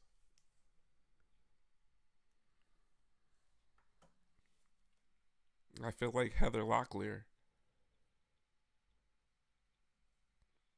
Ooh, we got the Heather Locklear upskirt next to a swamp monster. That kid's going to be a millionaire once he contacts TMZ. Yeah, he's like, get your own Corvette. That kid has the right idea. Swamp Thing is going to bounce Bat Boy from the tabloids. Uh huh. Yeah, man. I mean, the stuff that parents were losing their minds about back then is so ridiculous to think about in hindsight. Like, you had parents that were calling into Fox, writing into Fox because of Married with Children. Like, Married with Children is so tame compared to television nowadays. But I mean, it was so cutting edge that modern day people couldn't really handle it. Yeah, Bat Boy. Oh, really? I didn't know. I didn't know there was a Bat Boy the musical. I'm gonna have to check that out. Um, I did see that someone had released like either a coffee table book or a documentary about Bat Boy. So I need to check that out. Oh, right on time, Bumper. Bumper has done his in memoriam. That's cool. I can't wait to see. I posted some that are still around at the bottom and one for Joe. Okay, okay. Married with Children is my all-time favorite show. All that lady did was drive up the ratings. Yeah, exactly. She only did them a favor. Dick Durock. Dick Durock. Yeah, I mean, totally did them a favor, you know. Totally the saying that, there's no such thing as bad publicity. Man, that was so funny though. Like, that was a pretty funny double feature. And it's good to see, the evolution of the creature effects in Swamp Thing versus the return of Swamp Thing. Yeah, oh yeah, we were most definitely a Fox household. I mean, Fox was so edgy at that time. Like, no one was doing network television right there. Like, I mean, Fox was the station for Generation X. I mean, the old people were watching ABC, NBC, CBS. If you were younger than a certain age or you were hip, you were watching Fox. I mean, Fox had all these great shows. I mean, Fox and HBO were basically Fox, HBO, and MTV. Those were definitely, running things. Yeah, it really was. I mean, very up and coming, and they had to actually take some huge swings to kind of catch up to those other channels. And now you look at it now, man. Fox is now hosting the NFL. They're hosting Super Bowls. I mean, they came about. They're a major, power player now. Yeah. Oh man. Thanks so much, guys, for hanging out with me tonight on the Horror Green Book live watch party. Number 25, Swamp Thing themed. We had Swamp Thing and the return of Swamp Thing. So major, major pleasure, hanging out with y'all. But yeah, we're definitely going to do the live watch party tomorrow. So it is going to, yeah, Swamp Dudes. That makes me think of the video game Bad Dudes. But yeah, tomorrow we're gonna do the disgraceful double feature, which will be An American Werewolf in Paris, and then Poultrygeist. The guy we just popped up next. Yeah, go check out the Dead Folk on Discord. Okay. Yes, I can't wait. But yeah, guys, and also the next disgraceful double features will be brought on by the ladies, Ghostface and Vero. So I'm going to make sure to remind them they have a few days to decide what they're going to watch. And, we're going to continue on this theme of letting you all choose the films.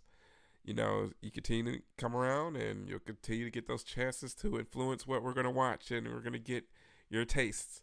So I'm looking forward to it. I'm very excited for it, guys. Yeah, tomorrow it is definitely going down. I'm excited to watch Poultrygeist. I've never seen it before. So Oh, the Guyver. Oh, it popped up next. Okay. Yeah, definitely. So if any of you guys haven't checked out the Guyver and you're still wanting to actually stay up a bit, definitely check it out. It's worth check it out. And then it pairs well with the Swamp Thing theme with the creatures and the far out fights.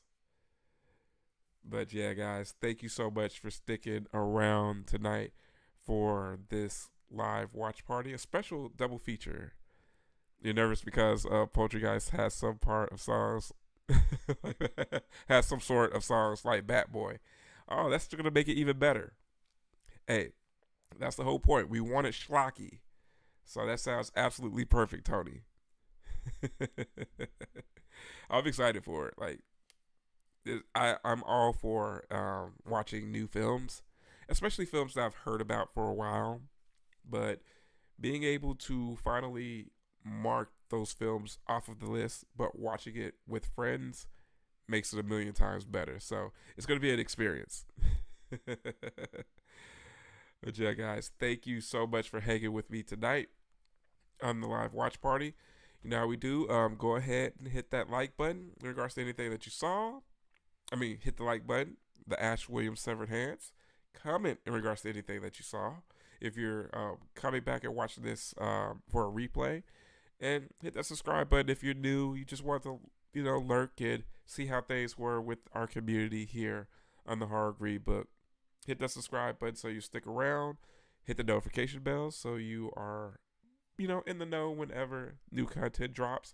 You never know. And I actually have some cool stuff on the channel that's coming up from the trip from St. Louis. I need to go ahead and start working on editing the Transworld video. So I'm a bit behind the 8 ball with being sick, guys. But we're going to get it going. But anyway, guys, thank you so much for hanging out with me. Remember, travelers, I am your travel guide, Brendan, with the Horror Greenbook, signing off, letting you know that it is scary in those streets.